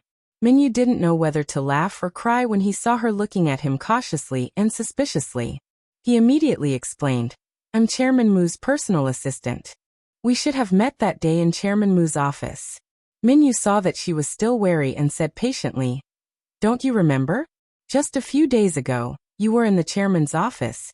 His smile was full of sincerity and gave her a great sense of calmness. However, he saw that her shoulders were moving up and down slightly. She seemed to be still in shock and was panting heavily. Minyu held her shoulders and said, "Don't be nervous. It's all in the past. It's okay. I work for Chairman Mu. I'm not a bad person." Chapter 1056. Was it Mu Yaja who bailed me out? Yes. Yin Shirshir was really frightened tonight. She was like a bird startled by the twang of a bow, trembling in fear. I don't have to go to jail anymore. Miss Yin, don't worry. Boss will arrange everything," he answered calmly. Then, "Where is he? Why didn't he come? You know, with boss's identity, it's not convenient for him to show up. I'll send you home now. Boss is waiting for you at home." Yin Shirshir pursed her lips and nodded. After a night of twists and turns, she was in a sorry state. Her clothes were disheveled, and the hem of her clothes and cuffs were stained with hideous bloodstains. Now they were a little black. Sitting in the car, she quickly couldn't resist the fatigue and fell asleep. The car drove into Yinshan Shuri. Yin Shirshir sleepily felt herself being pulled into a warm embrace. Her eyelids were very heavy, and she couldn't open them for a while. At this moment, the sky was already bright. When Mu Yaja carried Yin Shirshir into the bedroom, he couldn't even feel the weight of the person in his arms. She was too light. She was so thin that he couldn't even hold her waist. Her heart ached a little. He didn't even dare to use too much strength. He felt that if he wasn't careful, he would break the bones of the person in his arms. Mu Yaja placed her on the bed and turned on the wall lamp. He looked at the woman who was curled up into a ball, only to see that her clothes were tattered and torn into thousands of rags. It was obvious that someone had torn them apart. Muyaja searched her body and saw that there were countless strangulation marks and bruises on her body. How could this woman get hurt so easily? Muyaja's dark eyes searched her body over and over again. Suddenly, he caught a glimpse of the bloodstains on her hand that had not been wiped clean. His face turned cold, and he immediately grabbed her hand nervously to examine it carefully. After a careful examination, there were no wounds on her body. The bloodstains on her hands shouldn't be hers. His wrists were scarred by handcuffs. The red marks were very eye-catching. He was still worried and carefully checked her body, but his gaze suddenly fell on the kiss mark on her shoulder. Although it was called a hickey, it was more like a mark left by someone who had fiercely bitten him. His gaze instantly turned gloomy, and a chill shot out from the depths of his eyes, as if he wanted to freeze the entire world. There was no need to think about what she had gone through. According to Minyu, she used a pair of scissors to stab someone. Later, she called the police and was arrested on suspicion of intentional injury. She was not brave enough to hurt others. She had always been a gentle person. No matter what happened, she would never easily hurt others. However, what kind of desperate situation was she in that she didn't even hesitate to hurt someone? Most likely, he had been forced to the point where he had nowhere else to go. That was why he had done this. According to Minyu's report, Li Dongliang's side was unable to restrain their anger and was preparing to falsely accuse her of intentional homicide. All the servants in the villa would provide conclusive testimony as witnesses. However, according to the law, what she had done was only justified self-defense. It was obvious that Li Dongliang wanted her dead. Damn it. Chapter 1057. Yin Shirshir opened her eyes in the darkness. In her hazy vision, she saw a tall and white figure beside her. It was so dark that it blocked all the light. She tried her best to open her eyes, but she couldn't see who the person in front of her was. She could only vaguely tell that the man in front of her was emitting a sharp aura. Now she couldn't help but feel a little jittery and paranoid. She felt the murderous aura from the man, and her body quivered as she suddenly became clear-headed. Ah! She let out a cry of surprise and abruptly shrank back. The man leaned forward slightly and scooped her up with his long arms. She fell into a familiar and warm embrace. Don't be afraid. It's me. Muyaja's gentle and mellow voice sounded above her head. Following that, a familiar fragrance wafted into her nose. It was the unique fragrance of his body, and it made her feel extremely at ease. The moment she heard his deep voice, Yin Shirshir realized that she had returned home and was safe. She snuggled into his broad and warm embrace and wrapped her arms around his waist. At this moment her heart, which had been restless all this while, finally settled down. At that moment, there were too many grievances that she wanted to tell him, but she didn't know where to start. However, her tears were the first to flow out. Yin Shirshir tried her best to hold it in, but when she tried to open her mouth, her throat was choked with sobs. Muyaja. Her voice was hoarse and trembling. At that moment, she seemed to be in a state of shock as her entire body was trembling. I'm here.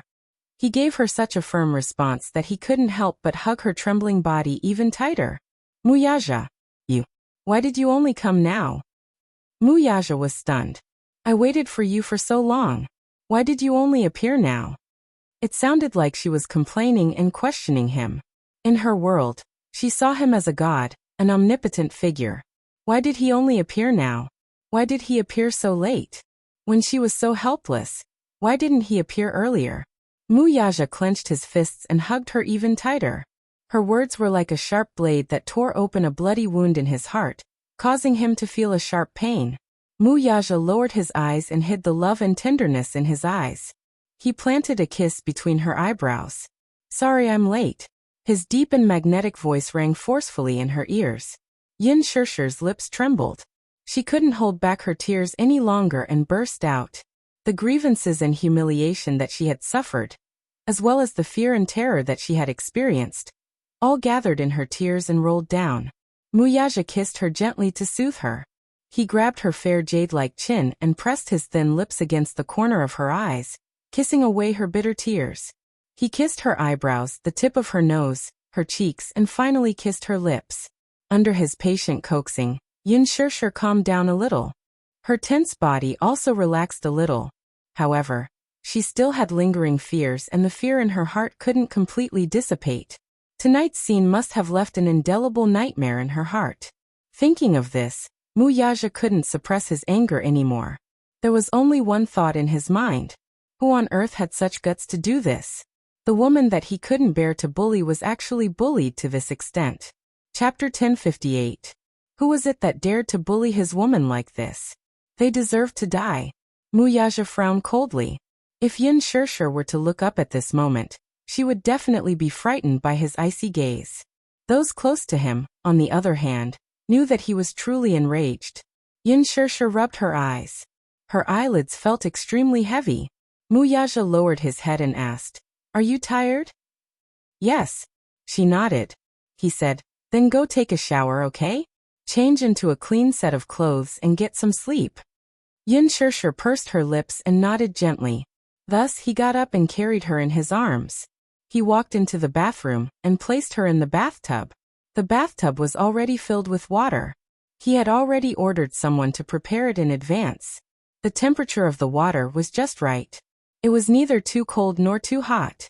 Yin Shirshir sank into the water. The refreshing temperature quickly enveloped her.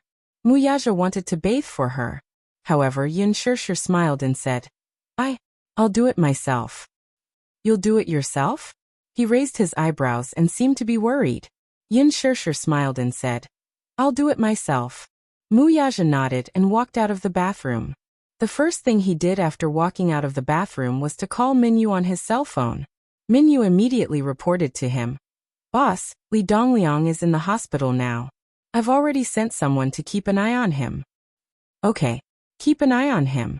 Also, in the hotel suite, Minyu glanced at the father and daughter of the Kong Corporation sitting on the sofa. He held the phone and reported in a low voice, "Mr. Kong and Miss Kong of the Kong Corporation are here to visit you. They're already waiting for you." "Let them wait. I have something to ask them." "Okay, I'll pass on the message." Muyaja hung up the phone, his handsome eyes narrowing in a calm and unruffled manner. "Kong Qixian? Kong Xiaoqian, these two came at the right time. I have a debt to settle with them." He slowly walked to the window, took out a cigarette from the pack, lit it and slowly took a deep puff. A puff of smoke went down his throat and into his lungs. However, even with such a thick smoke, it was difficult to brush away the annoyance in his heart. All this time, there had never been a matter that could make him so anxious and uneasy, lose his sense of propriety, and lose his composure. However, at this moment, he had no choice but to force himself to remain calm. At the very least, he had to pretend to be calm in front of her. Otherwise, she would feel uneasy and nervous. The most important thing right now was to appease her emotions.